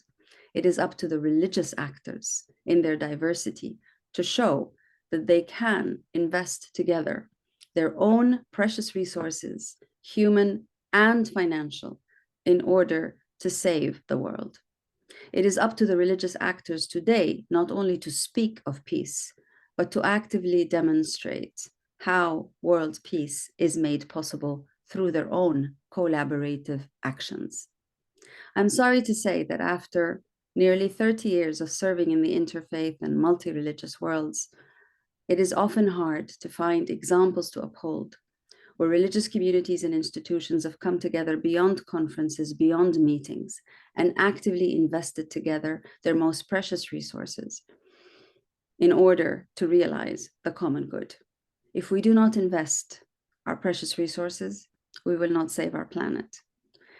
Today, the religious communities of the world, the religious leaders and the religious institutions have a very critical obligation, responsibility, duty to indeed realize the letters of their respective faiths, which advocate for being honorable in front of our Maker. This is the moment when religions can prove that they can indeed do so. Again, not only in the halls of meetings, various meetings almost in every corner of the world, almost every day of the year, but really more in demonstrating how they can collaborate with the secular civil society, with governments, with businesses, with the international community and the United Nations, in order to actively invest in common and collective service for the common good. This is the call of our time. Again, this is the call that goes beyond tolerance to active, peaceful coexistence. And this is the moment when we look to our religious leaders, religious institutions, political leaders to hold each other accountable. Our common conscience is our planet. Our planet is our common existence. It is time to see how, indeed whether, religions are ready to actively invest in serving the common good. I thank you.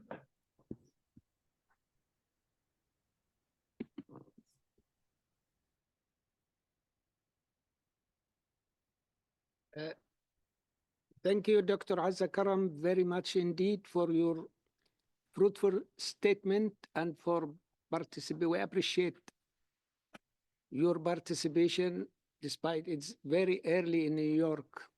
Thank you again.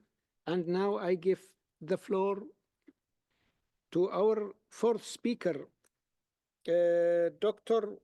Thomas Renard. Dr. Thomas Renard is a director of the International Center, the very famous International Center of Counterterrorism based in Netherlands. He is leading expert. Dr. Thomas is a leading expert on terrorism and radicalization in Europe. His research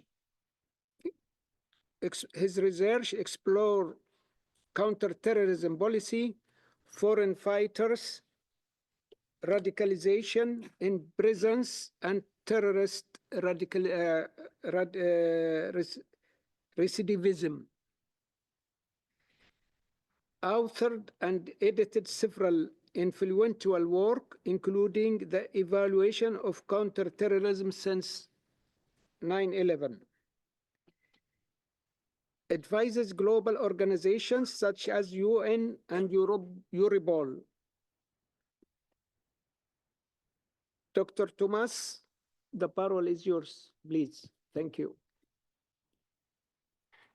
Thank you very much, Ambassador Mokbil. And first and foremost, thank you very much for the invitation to you and to your organization, OIPMA.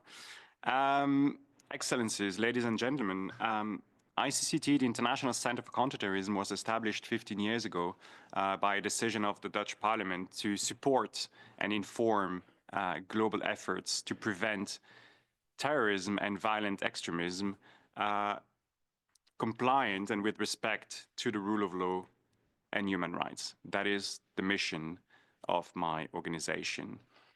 And therefore, it was for me obvious to come here, and I think it is particularly relevant to discuss the issue of terrorism on the occasion of this special day on Fraternity. Hatred and intolerance are known sources of terrorism and violent extremism. In fact, one could argue they're part of the very definition of these concepts. Hatred and intolerance are part of extremist ideologies. Hatred and intolerance are sometimes even replace ideology, as in many places we see an increasing fascination for violence, which becomes the cause for terrorist engagement and sort of supersede ideology.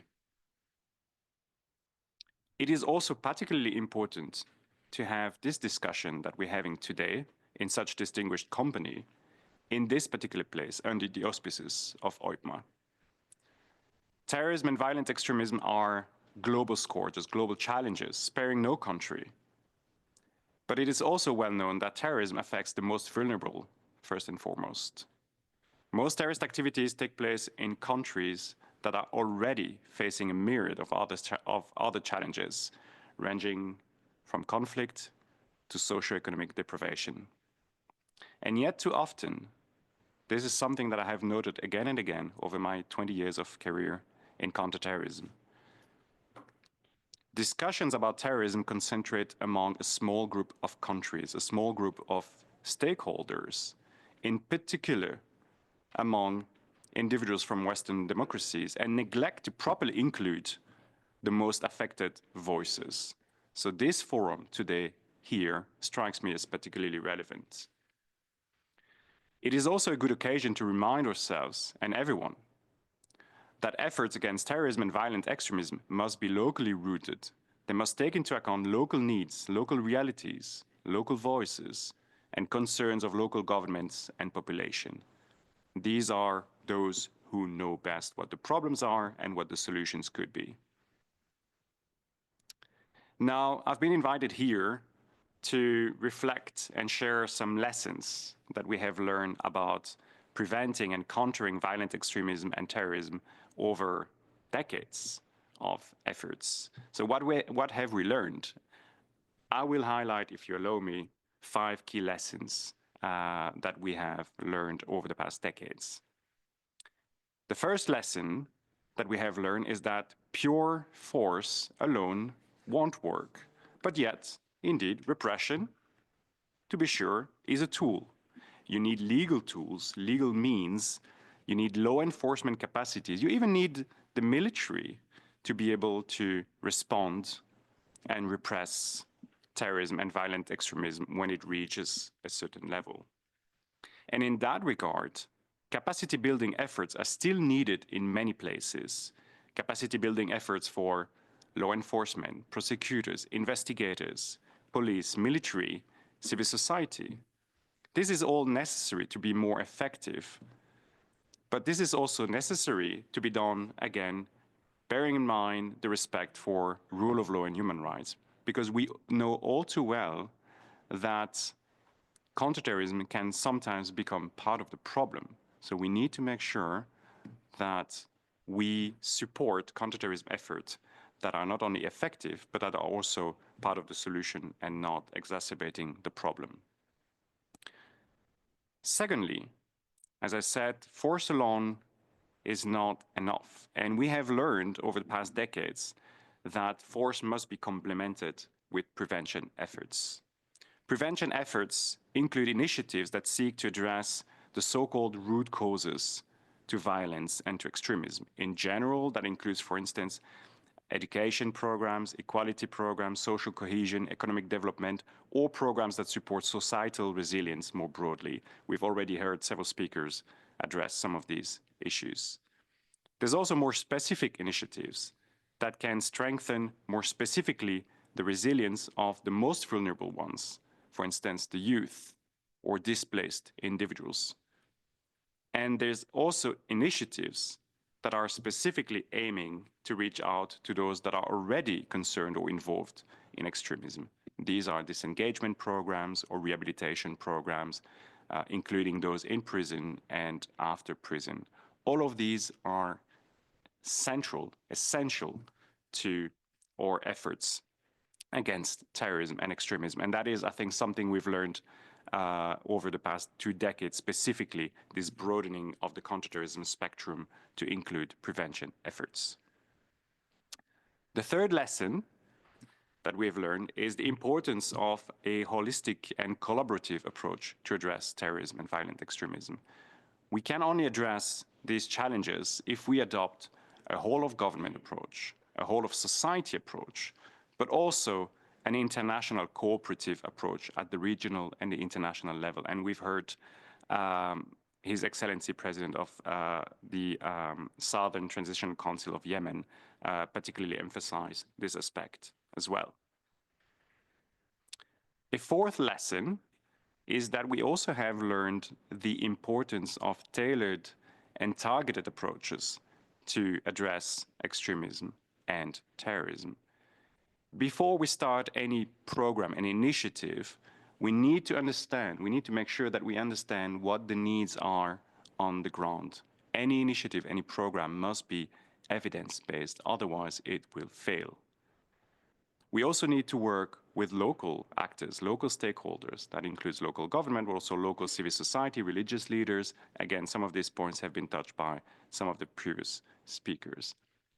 And in that regard, it is important not only to work with these local stakeholders, but it's also important to consider capacity building efforts towards and aiming at the local civil society. And I'm proud to say that my organization is involved in different regions of the world to specifically strengthen the capacities of civil society organizations that are active in the field of preventing violent extremism. We are for instance, supporting organizations in Iraq or in the Western Balkans, among other places.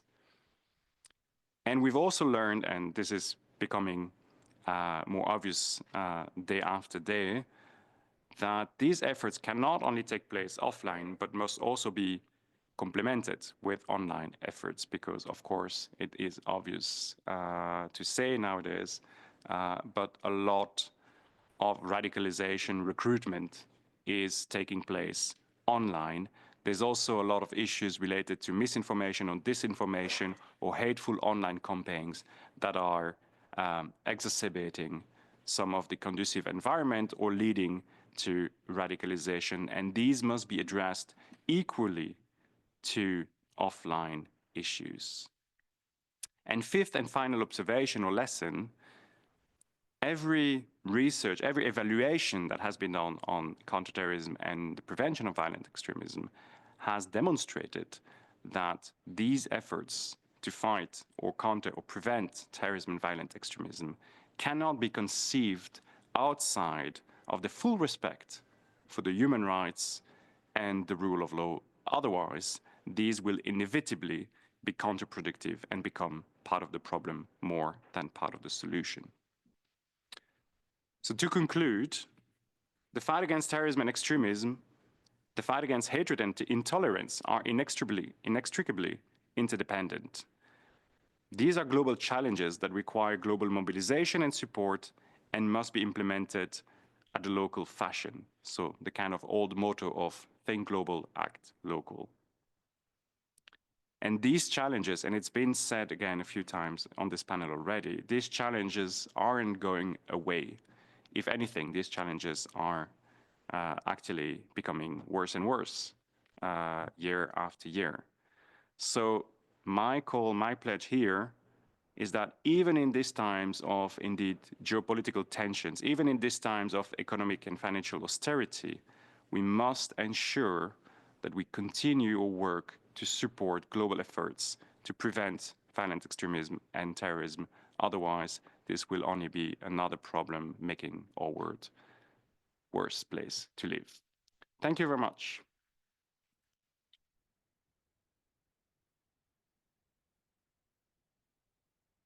Thank you very much indeed, Dr. Thomas, and thank you for coming here to Geneva from Netherlands. We appreciate that very much. And I give the floor now. It is the fifth speaker of ours, is Mrs. Jade McLachlan.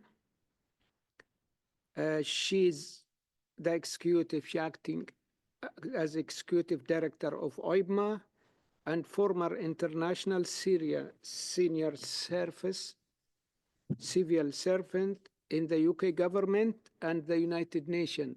She was working in the office of the Under Secretary General of the UN for tens of years, I think 15 years. Held key roles in the UN Under Secretary General Office. She was consultant to the UN Chief Executive Board. She has extensive international experience, spans communications, policy development, risk management, diplomacy, and high-level negotiations with governments and global organizations. She has over 20 years of distinguished services. Jade, you have the parole, please. Good afternoon, everyone. I think it's the afternoon now. Yep. Good afternoon, Excellencies, distinguished guests, ladies and gentlemen. It's really great to be here with you today. I want to thank everyone who's contributed to today's forum, especially the team who've worked tirelessly over the last few weeks, months to get us all here to discuss these important issues. We're also, of course, grateful to everyone on the panel for being here and for their commitment to advancing tolerance and understanding. This morning, we've heard compelling voices and important perspectives. Now it's time to reflect on what comes next. It's true that levels of tolerance, once considered an inherent quality of our human nature, have dangerously eroded in our time. The digital age has worsened this situation. We need to acknowledge again, perhaps, why this has happened, the risks involved, and all that we can do collectively to reclaim our innate capacity for empathy. It goes almost without saying how much technological advances have transformed our world, connecting us across continents and cultures, but we're mostly also aware how much tech advancement has brought unintended consequences that undermine tolerance.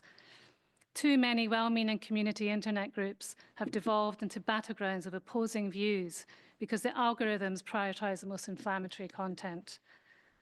What begins as a space for connection often transforms into a breeding ground for division and hostility.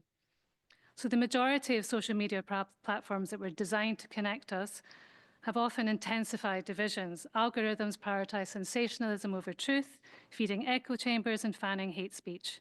And as we've heard from Dr. Renard, misinformation has spread faster than ever before, distorting perceptions and deepening mistrust and allowing space for extremist ideology.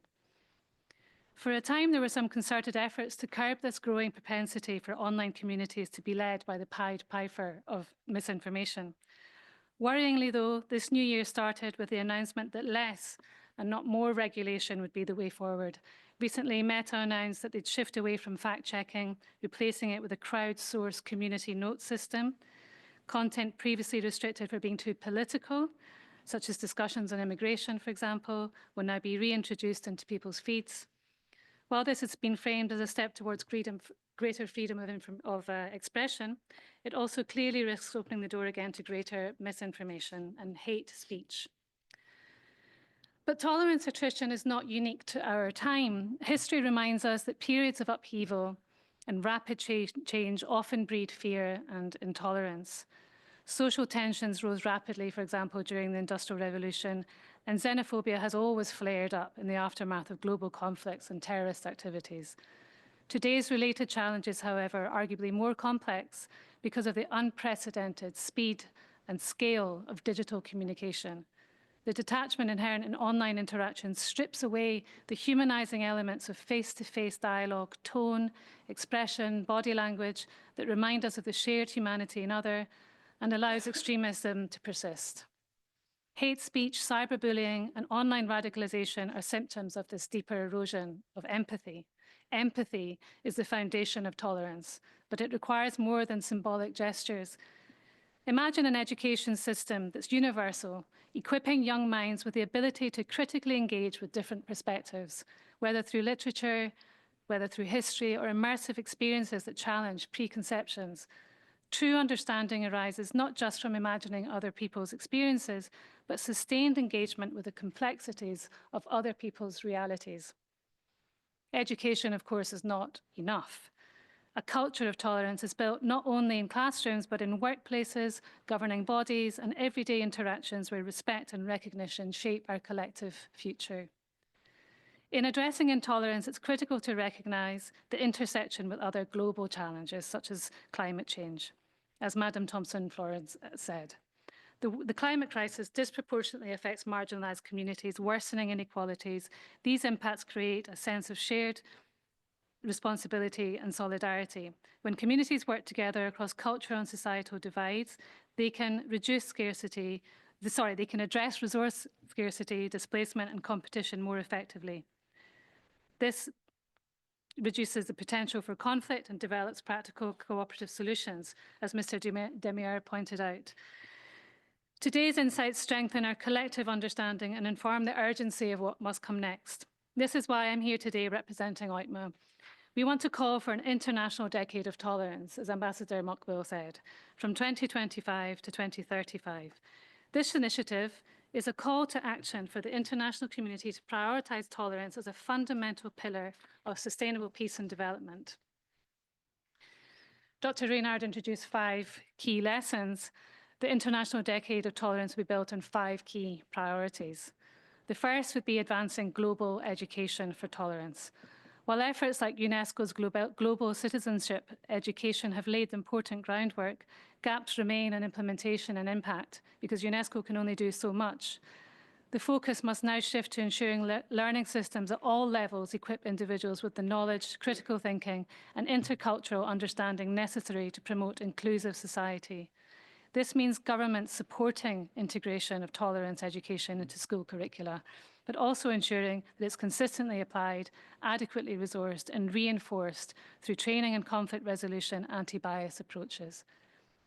The second priority would be strengthening economic and social inclusion. Despite many years' workforce diversity measures and economic inclusion policies, inequalities persist. And in many cases, efforts have unintentionally fueled division. The goal must be to design economic policies that promote fairness without creating resentment and further division. Social protections must be expanded to ensure economic instability does not deepen polarization, and public institutions must provide fair access to essential services such as healthcare, housing, and education, ensuring that inclusion efforts strengthen rather than fracture social cohesion. The third priority, upholding human rights and dignity. International human rights agreements have for a long time, aimed to tackle intolerance, but without strong enforcement mechanisms, the impact has been uneven. Strengthening anti-hate speech laws and ensuring they're applied fairly across societies is critical. Governments need to improve enforcement of existing anti-discrimination legislation and commit to addressing trends in intolerance through independent oversight bodies and civil society engagement. Rather than introducing new legislation and declarations, the focus must be on making existing protections effective, responsive, and universally applied. The fourth, be encouraging greater intercultural and interfaith dialogue. Previous international initiatives have promoted dialogue, as Dr. Ramkaj discussed, but many remain confined to formal settings without reaching the communities that are most affected by division. The challenge is not simply creating more platforms, but ensuring they bring about real understanding and engagement. Governments and international organizations should invest in initiatives that bring together cultural and religious groups and supporting grassroots fora where people can engage in honest discussions and collaborations and shared problem solving, just in the way Dr. Karam described. Media and tech platforms can be part of the solution, not just by highlighting shared values, but actively curbing narratives that only serve to provoke. The fifth and last priority would be ensuring accountability and leadership for tolerance. Political leaders and institutions have pledged for a very long time to commitments to tolerance, yet progress has been slow and inconsistent. This new decade must bring about a shift from rhetoric to measurable action. Governments must commit to rejecting divisive rhetoric, not only in policy, but in public discourse. Institutions can track and report progress in combating intolerance through transparent, standardized benchmarks. Businesses must move beyond symbolic diversity efforts and integrate meaningful representation into leadership and decision-making, tolerance being a key competence in that regard. International organizations must establish reporting mechanisms that measure and assess progress, ensuring accountability so that commitments lead to real, sustained momentum. These priorities form the foundation for a global movement towards tolerance, reinforcing the essential connection between inclusion, human dignity, and sustainable peace and development.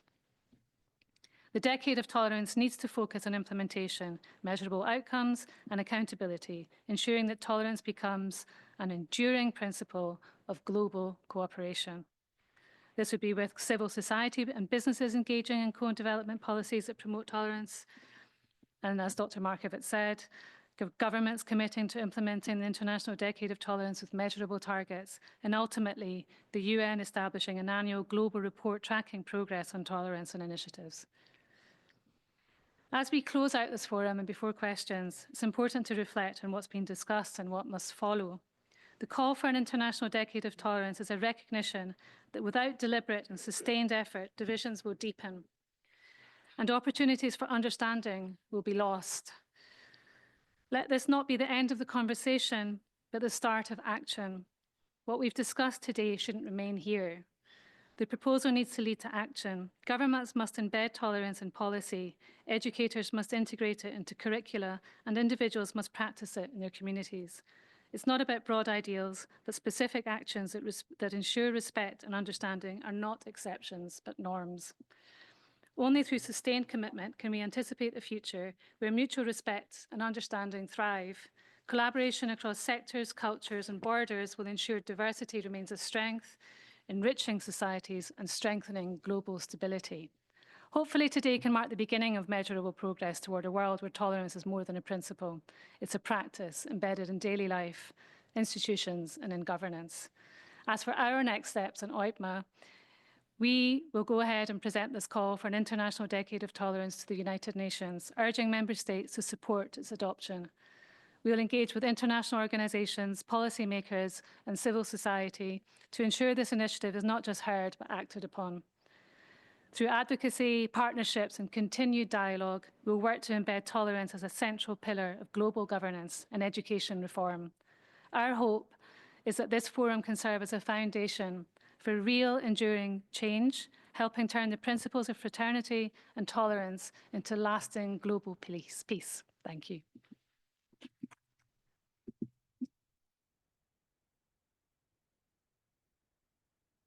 Thank you very much indeed, Madam McLachlan. Jade, it was great. You carry out an initiative, as I understand, as a result of all our speakers' statements. OIPMA is trying to carry out an initiative to combat or to eradicate the root causes of all these phenomena by pushing the adoption of the initiative of International Decade of Tolerance and Human Fraternity with other stakeholders. We cannot do it alone, of course, but if there is any other stakeholders, organizations, states, member states, to push for this initiative, that would help us within 10 years, because it's long-term work. So we can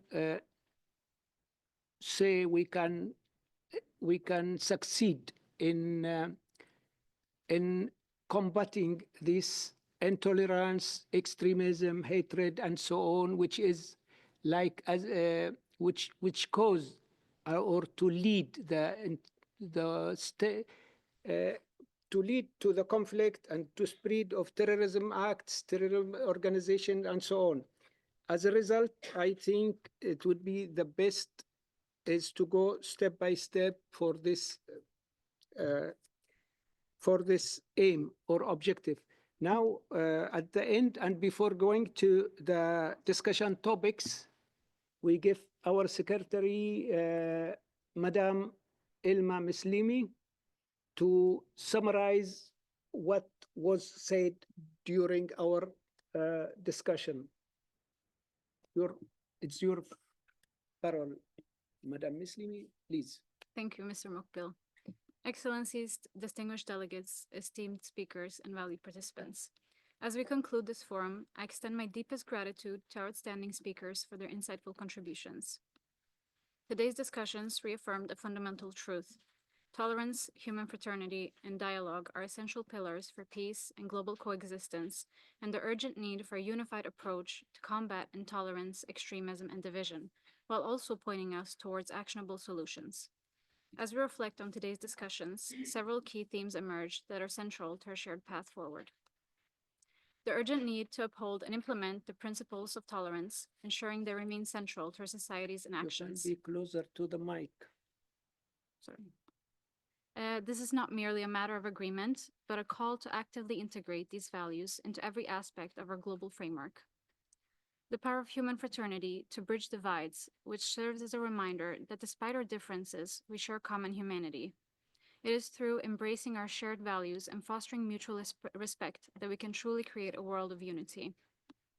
The role of education, diplomacy, and governance in building lasting peace. These are the essential tools that help us navigate our differences and create a foundation for the understanding, cooperation, and progress across borders. The devastating impact of intolerance and violent extremism, particularly in conflict zones, and the need for global partnerships to confront these challenges. The importance of policy and initiative, innovation, and multifaceted strategies in preventing radicalization. The harmful effects of politicized ideologies on tolerance, highlighting the necessity of inclusive governance. The outcome of today's discussions is the International Decade of Tolerance, a 10-year commitment to advancing peace, resilience, and inclusivity in the face of extremism. This initiative calls for collaboration across governments, civil society, and global stakeholders to implement policies and educational initiatives that nurture long-term harmony. As we move forward, let us not only reflect on these principles, but put them into action. May today's insights inspire us to build bridges where divisions exist, replace division with dialogue, and ensure that tolerance and fraternity become lasting realities for future generations. Lasting change begins with our commitment to dialogue, understanding, and cooperation. Thank you once again to our speakers and participants. Let us continue working together toward a world where tolerance overcomes hatred and peace triumphs over conflict. Thank you. Well, thank you, Ilma, for your والآن now I think we came to the end of the statements, and we have still 40 minutes. It's good that we can open the floor for interactive dialogue. And before that, we have mentioned that there is discussion topics as a result of all the statements, and those related to all what was said by our colleagues, by our speakers, that discussion topics for session 1. We have 4 points and other 3 points on discussion. The main topic attract me is examining the link between intolerance, hatred, and violent extremism. This is one of the main, and we can take also to compare in order to understand the root causes, to compare, we can select the most top countries, who take, I think, who has good practices in good practice in tolerance. For example, they take several steps in practices of tolerance among their societies and among other societies as well. And also there is countries who that intolerance, extremism, hatred dominate on the practices of the society, among the societies, due to the activity of some extremist groups among that, especially in MENA region. For example, if we can take Yemen, Somalia, Sudan, whatever, Sahel region, a lot of. So if we compare between those two tendencies, we can reach also to the outcome on how to eradicate this issue in this, especially in least developed countries in LDCs. The door is open for anyone who would like to speak. Yes, ladies first. شكرا جزيلا. أنا انتصار الهدالي من جنوب اليمن. أثمن تثمين عالي كل ما قدمتوه اليوم حول مسألة مكافحة الإرهاب، مسألة اتفاقية الأخوة والسلام والأخوة الإنسانية. وأثمن تثمين عالي موقف والجهود المبذولة من قبل الأخ الرئيس عيدروس الزبيدي في السعي من أجل إحلال السلام في البحر الأحمر وفي اليمن بشكل عام. أني كامرأة، والذي نعتبر نحن النساء الضحايا الأول للعمليات الإرهابية، ونحن من ندفع الثمن الكبير في العمليات الإرهابية. أنا عايشت في عدن أغلب العمليات الإرهابية اللي تمت ضد الأخ الرئيس والمدير الآمن وغيرها حتى داخل المعسكرات، حتى في جنب المدارس في الشوارع كان ما يمرش يوم إلا وهناك عملية إرهابية، لدرجة أنه أصبحنا نحن الأمهات نخاف نخلي أولادنا حتى يذهبوا إلى المدارس، والزوجة تخاف أنه زوجها يذهب إلى العمل ويمكن ما يعودش، يتقطع أشلاء. فإحنا النساء إحنا من دفع هذا الثمن الكبير، وهناك ضحايا كثير من النساء، لا أقول في الجنوب وإنما كمان في الشمال الآن بتدفع فاتورة كبيرة في ظل الإرهاب اللي هو مستمر الآن. فأني أتمنى أنه هذه الاتفاقيات اللي تتم، اللي هي بالأخوة والإنسانية والسلام والمؤتمرات والندوات، ألا تكون أوراق توضع في الأدراج. أتمنى أنها تطبق على أرض الواقع، وأن تدعموا كل من يسعى إلى السلام، تكونوا داعمين له، والمجتمع الدولي يكون داعم. زي الآن السيد الرئيس عيدروس الزبيدي يسعى بكل ما أوتي من قوة بأن يكون يعني يتصدى للإرهاب. نحن نتمنى على كل المنظمات الدولية اللي بتشتغل بهذا الجانب والدول العظمى التي بتسعى وبتبحث عن السلام أن تكون داعمة لهذا الشيء. شكرا لكم ومقدرة كل جهودكم.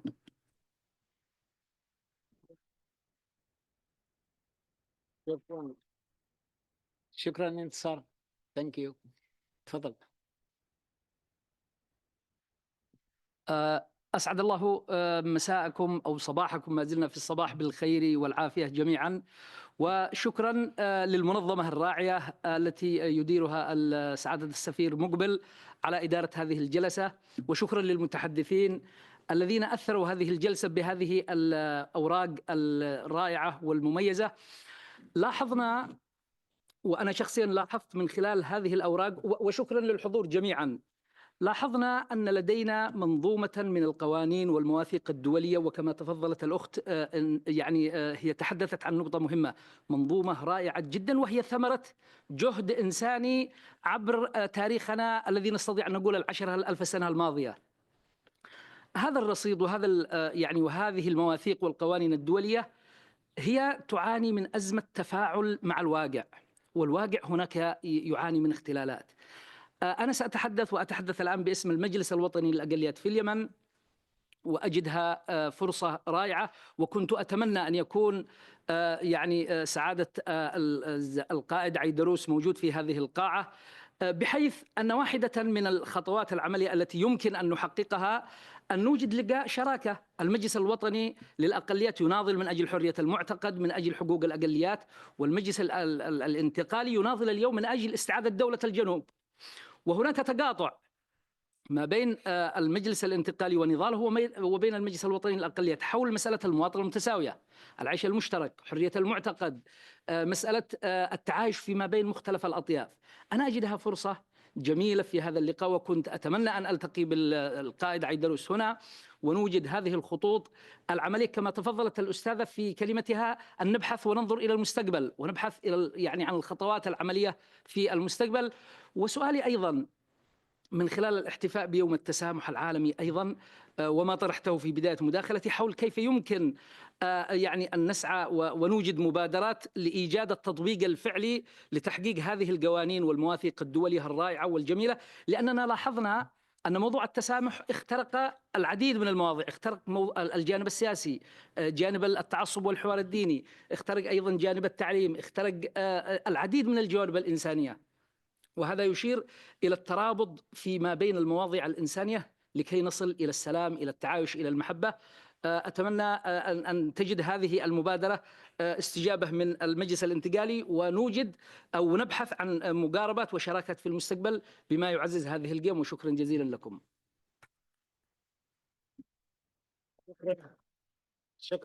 شكرا جزيلا لهذا هذه الكلمة. أعتقد حطيت بعض أسئلة لما تناوله المتحدثين، إذا كان هناك من تعقيب على أو ردود فيما يتعلق بما أثرته من إجابات حول الربط بين كل هذه المسائل. دكتور مكاج أربن، تفضل. شكرا جزيلا. أعتقد أن النموذج الميداني هو الذي يفصل بين المواثيق التي تطرح في المؤتمرات والنموذج العملي الذي يقوم به أصحاب الدينيين أو أصحاب المجتمع المدني أو اللادينيين أنفسهم، لأن العنف لا يأتي فقط من الدينيين، لكن يأتي بعض الأحيان حتى من اللادينيين وهذا المجتمع بالعام. أنا أريد أن أتحدث عندما زرنا بابا في فاتيكان، كان وفد كبير، وكنت أنا رئيس الوفد، أنا أصغرهم لكن حطوني رئيس هكذا. فقلت كيف الآن كيف نحدث هذه القامة، بماذا هذا قامة كبيرة عالمية وكذا. وأفضل طريقة جاءني في اللفتة وكذا، قلت خلي نسلم عليه بتحية الإسلام، السلام عليكم ورحمة الله وبركاته، هذه تحية عالمية. فضحك بابا فقال وعليكم السلام ورحمة الله وبركاته. فهو السلام هو مجمع الجميع، فلذلك أنت عندما تعمل في الميدان مع شباب ومع النساء ومع رجال الدين ونساء الدين كذلك، ومع جميع الأقليات الدينية الموجودة أو غير الأقليات الدينية، فأنت تحتاج إلى نموذج ميداني ويتوقف على الإنسانية والمحبة والإخاء. وحقيقة هذه المنظومة العالمية التي نحتفل بها اليوم هي كما قلت هي إثراء 10,000 سنة من الصراع البشري الديني أو غير الديني في المجتمع. شكرا. شكرا دكتور مكاج. هل من إضافة من أي جيد؟ Who is that? Okay. شكرا أستاذ سعيد. أنا ليزا بدوي، منسقة لشبكة التضامن النسوي، وهي واحدة من أكبر التجمعات النسوية في اليمن جنوبا وشمالا. رائع جدا هذا الحدث أستاذ سعيد، أحييكم عليه وعلى المتحدثين الرائعين من النخب في المجتمع المدني والدولي. هنالك تقاطعات كثيرة لمستها خلال هذه الجلسة. حديث السيدة عزة كرامة في تفسيرها لمفهوم منظور الدولة المدنية وتقاطعاتها مع الدولة المدنية العلمانية التي كانت خلال العقود الماضية، وأيضا الدولة الدينية التي لا زالت حتى الآن هي المسيطرة في منطقتنا، منطقة الشرق الأوسط. هذه التقاطعات فعلا هي لا يعني هي تذكرت أن الدين لا زال موجودا، وبقدر الصعوبات التي موجودة أحيانا نقول أن تحقيق المواطنة المتساوية مع وجود العديد من الأقليات ومع وجود انفتاح وحقوق المرأة وحرية المرأة والمساواة، هنالك تقاطعات شائكة ما بين هذه السياقات. كنت أتمنى أن يتم التطرق بالحديث لها، وأيضا إذا كان الديكلاريشن 1995 يعني بيستوعب كل الأبديت والتحديثات اللي حاصلة خصوصا في الصراع في منطقتنا، وأيضا إسقاطه على التجربة في اليمن. أيضا الدكتورة سارة عندما تحدثت عن تقاطعات تحليل الصراع من منظور النوع الاجتماعي، وهو متقارب جدا مع مقارباته الدينية التي طرحتها السيدة عزة.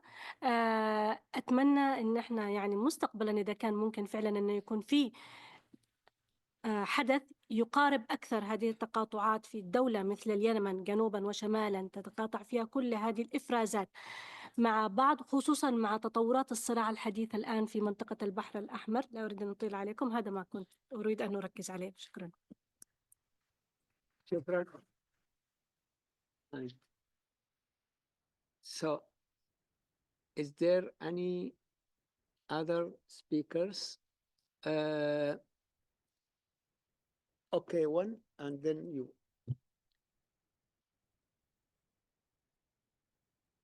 Thank you, Ambassador Mukbil, and thank you for all speaker.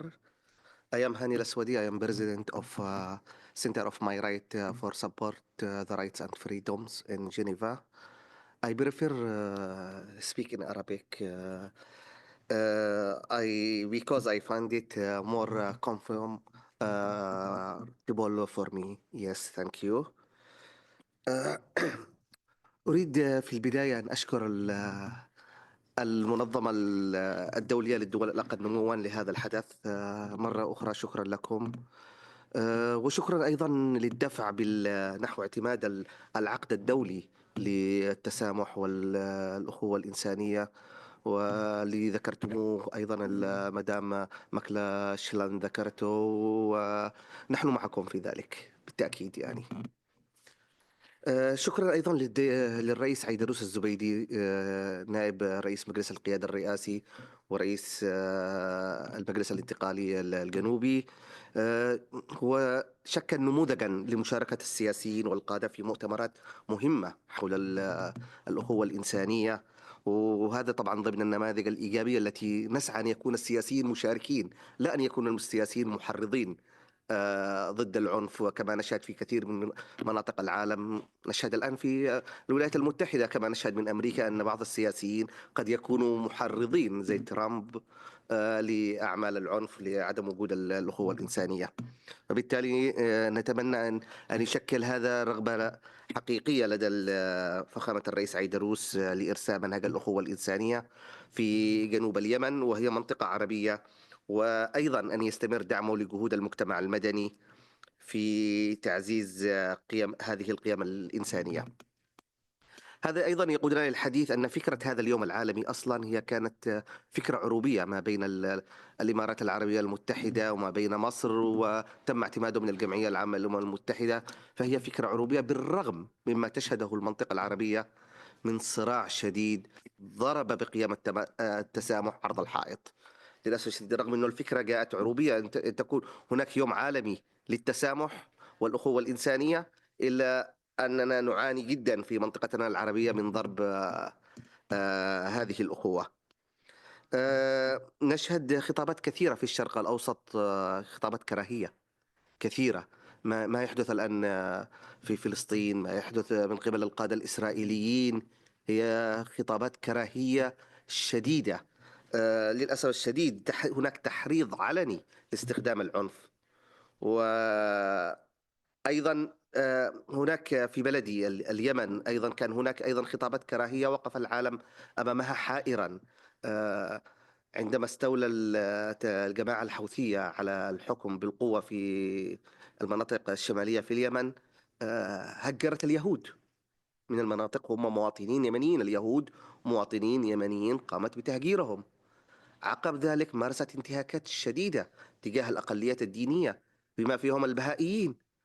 الزميل وليد عياش أحد البهائيين الموجودين في اليمن، والذي مورس ضدهم انتهاكات شديدة أدت إلى السجن والاعتقالات التعسفية وإخفاءات قسرية متعددة. ذلك كله يدعونا أن نقول نحن معكم، يجب أن نضغط، يجب أن يكون هناك إقرار للعقد الدولي للتسامح والأخوة الإنسانية، يجب أن يعمل العالم كامل. للأسف الشديد ما زال السياسيين لا يعملون نحو ذلك، القادة والسياسيين لا يعملون نحو ذلك. ما زال يمكن المجتمع المدني، المنظمات الNGOs، المنظمات الغير حكومية هي من تسعى إلى هذا العمل. لا نشهد رغبة حقيقية من السياسيين. لذلك أشدت بتواجد الرئيس عيدروس، لأنه أحد السياسيين اللي يمثل نموذجا يجب في مشاركته في مثل هذه المؤتمرات المتعلقة بالأخوة الإنسانية. شكرا، أرجو أن لا أكون أطلت.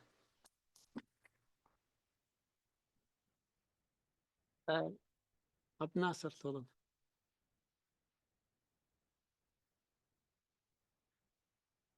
السلام عليكم ورحمة الله وبركاته. عبد الناصر عبيد.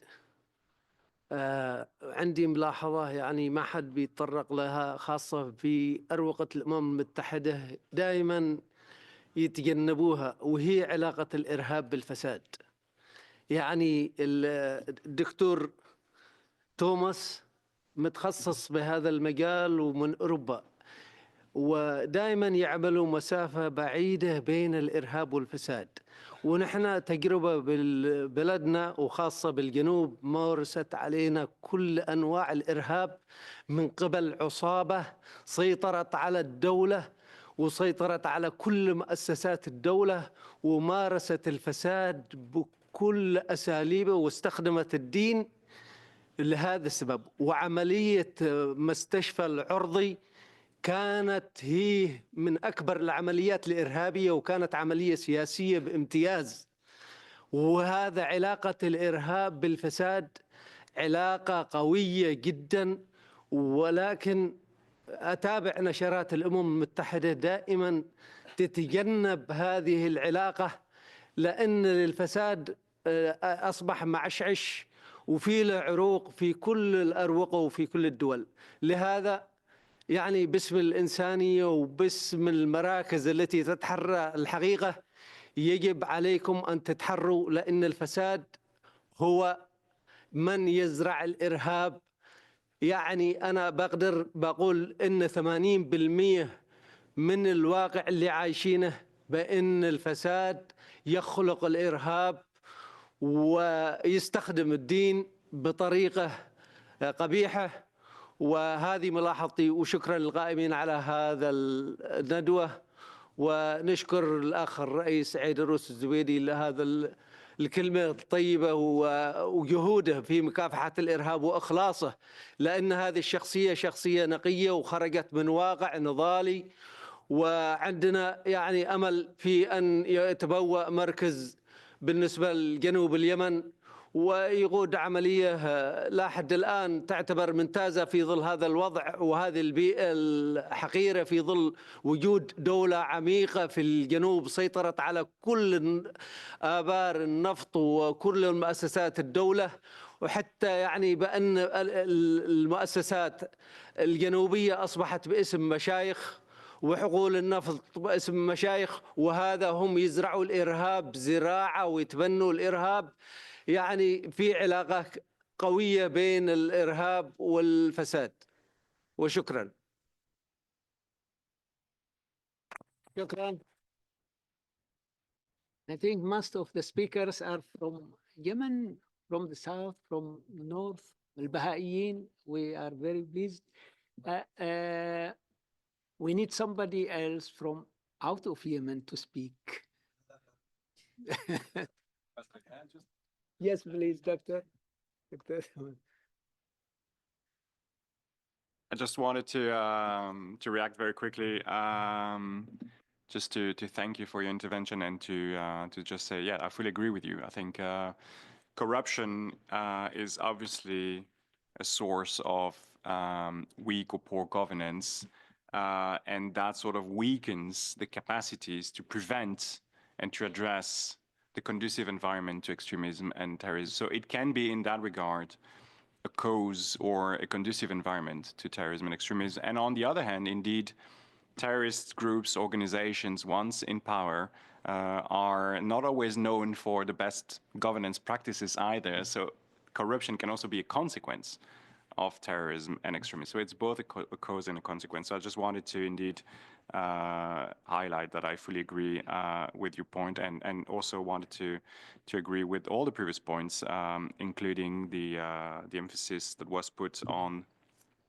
gender-based violence, including by terrorist organizations, but also the emphasis on women, but also on victims of terrorism more broadly. I think that's also something we have learned over the past decades, that oftentimes when we talk about terrorism or counterterrorism, we sort of obscure or forget the key stakeholders, the first stakeholders, which are the victims of terrorism. And I think what we have seen in the UN context and in other contexts, its efforts to try to bring victims of terrorism more to the fore. And I think that is important to also emphasize that these efforts must continue.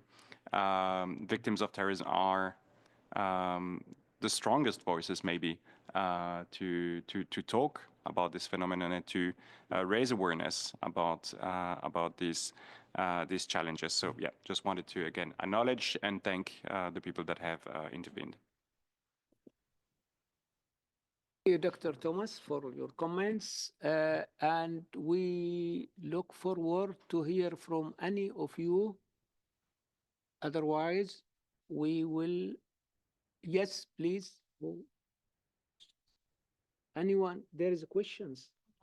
Online questions, because we have people online who follow us. What is it? Can you read it? Yes. We have one question. But please, your voice loudly, because nobody's hearing you. We have one question for Mrs. Jade McClan, which goes, based on your extensive experience in global diplomacy and leadership within the United Nations and the UK government, how do you evaluate the success of initiatives like the UAE's Year of Tolerance in promoting genuine cultural understanding and coexistence? What specific measures or indicators would you suggest to access the effectiveness of such programs?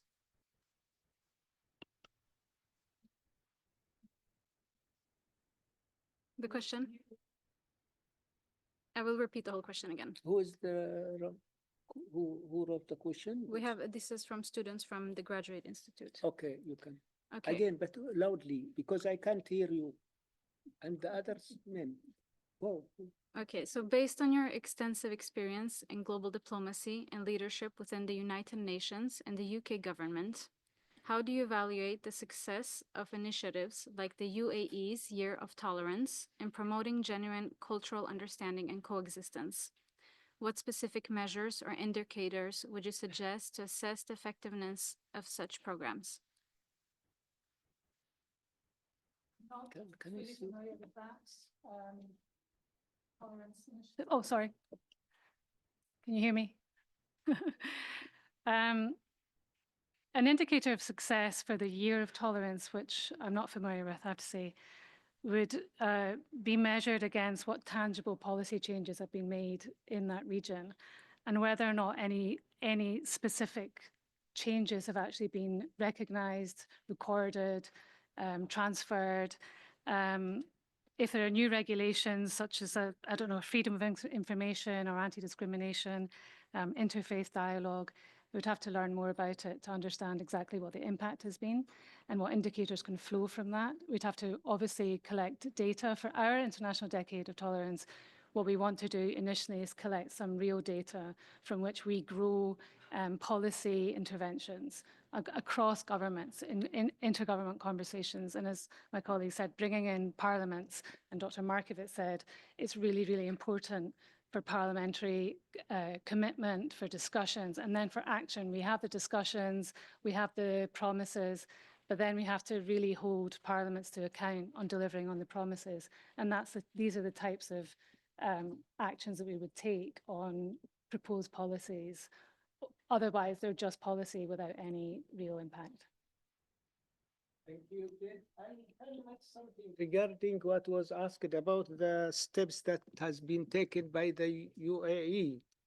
You see, according to my understanding, there is 8 million foreigners from 200 nationalities living in peace and stability in the UAE. There is a lot of steps that has been taken by the UAE. For example, the first country who appointed ministry, established Ministry of Tolerance. There is also, they announced it 2019, I remember it, a year of tolerance. They have issued laws counter terrorism, counter intolerance, counter hatred. So they took that tolerance as illegal to put and to push for legally, not only. So I read also that, you see, nationally and internationally, there is a recognition by His Holiness Pope Francis. He said about this that Abu Dhabi he considered Abu Dhabi as the world's capital of tolerance and bridge of communication and confidence between people and cultures.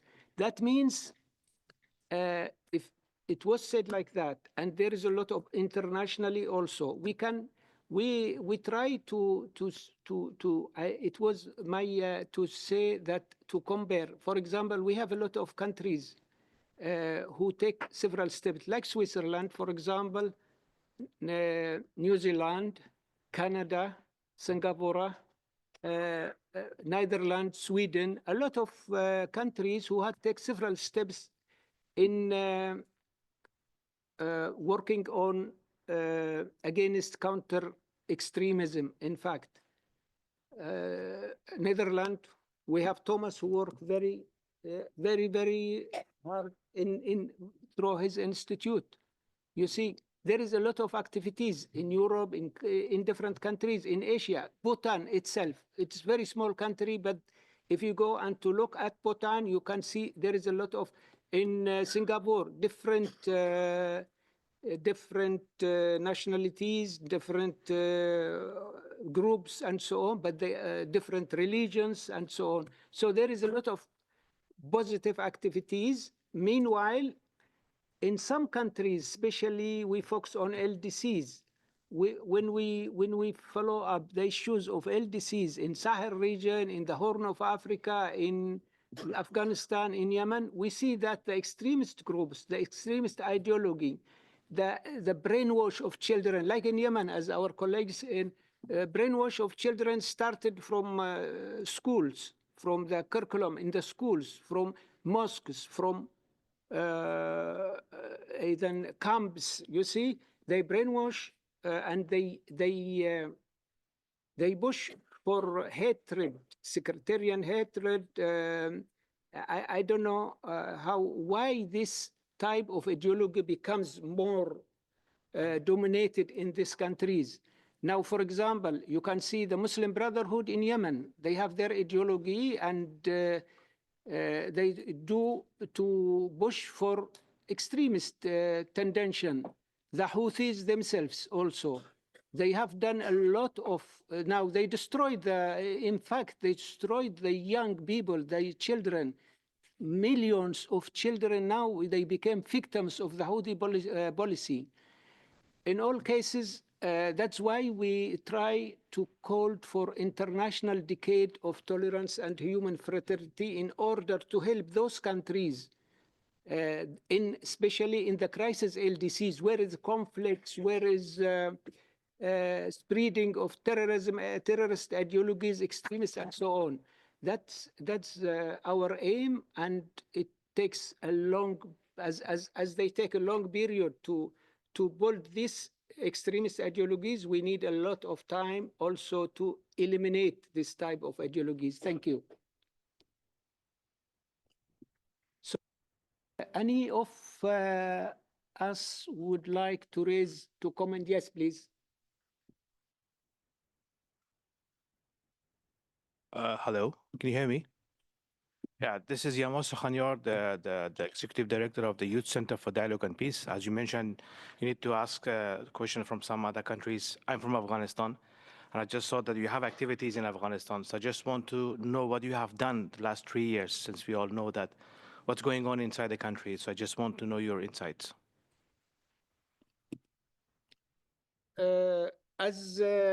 And thank you for this question, and we are very pleased. By the way, we had a volunteer from Afghanistan several years ago. We try to do our best. You see, LDCs, our mandate is regarding LDCs, and there are 45 countries. It's not so easy to take all those countries. Thematically, there is a lot of issues we have to tackle, just like, for example, SDGs, 17 SDGs. So it's not so easy for the organization.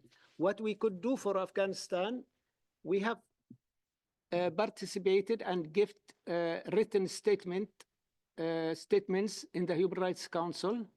We have given several oral statements during several sessions regarding the situation of the women in Afghanistan, of the children, what Al-Taliban, as this ideology of Al-Taliban, it's destroyed the Afghan society.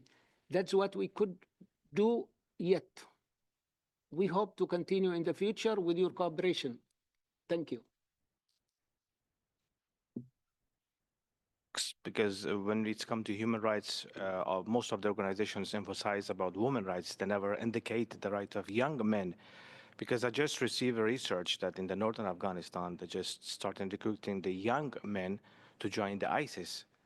Because for them, it's uncertainty, it's the frozen conflicts. Either they have to join these groups to feed their families, or they have to flee to the third country to be an immigrant and send back the money for the families. So we have to emphasize more on young men rights as well. Thank you. You see, I understand, and we look at this issue carefully, because young men, not only in Afghanistan, they have been attracted by the terrorist groups. They use unemployment. They use that's happened in the LDCs mostly due to the poverty. So they try to attract them, to recruit them, you see, and then they became in the hand of these groups, and so they found themselves involved in terrorist attacks and so on. And that's why we called for this international decade for tolerance in order to eliminate this extremist issue and to eradicate terrorism. I see, Pablo, you want to say something?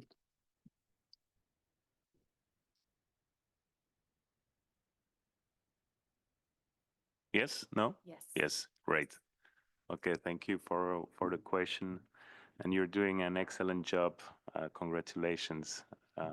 Just maybe to add something, of course, the SDGs are challenging for everybody, you know, even for big states. You can see the SDGs on the paper, but then in practice it's totally different. And there is a big gap, honestly. So once again, the different between the SDGs and the Millennium Development Goals is about, we're going to focus on the beginning, the roots of everything. And of course, education is one of the aspect of the solution, but also to support, and that's also a way, to support youth people to avoid to take part in these, to take part in different groups, terrorist groups, etc. So we need to reinforce and also to, the dialogue is really important, and that's one of the key points regarding this aspect, because we're always talking about education is interconnected with the other SDGs, but in reality also, and that's why we're here also today, it's the dialogue, and we need to confront governments about what's the reality, what's happening on the field, and how can we achieve together these type of issues. Yes. Thank you, Pablo. So I think we have arrived. If there is no anything to be said, I thank you all our speakers, Pablo, Armin, thank you very much indeed. Dr. Thomas, Sarah, and Jed, thank you for your participation. And thank you all for joining us, and hope to meet in the future in other event. Thank you very much indeed.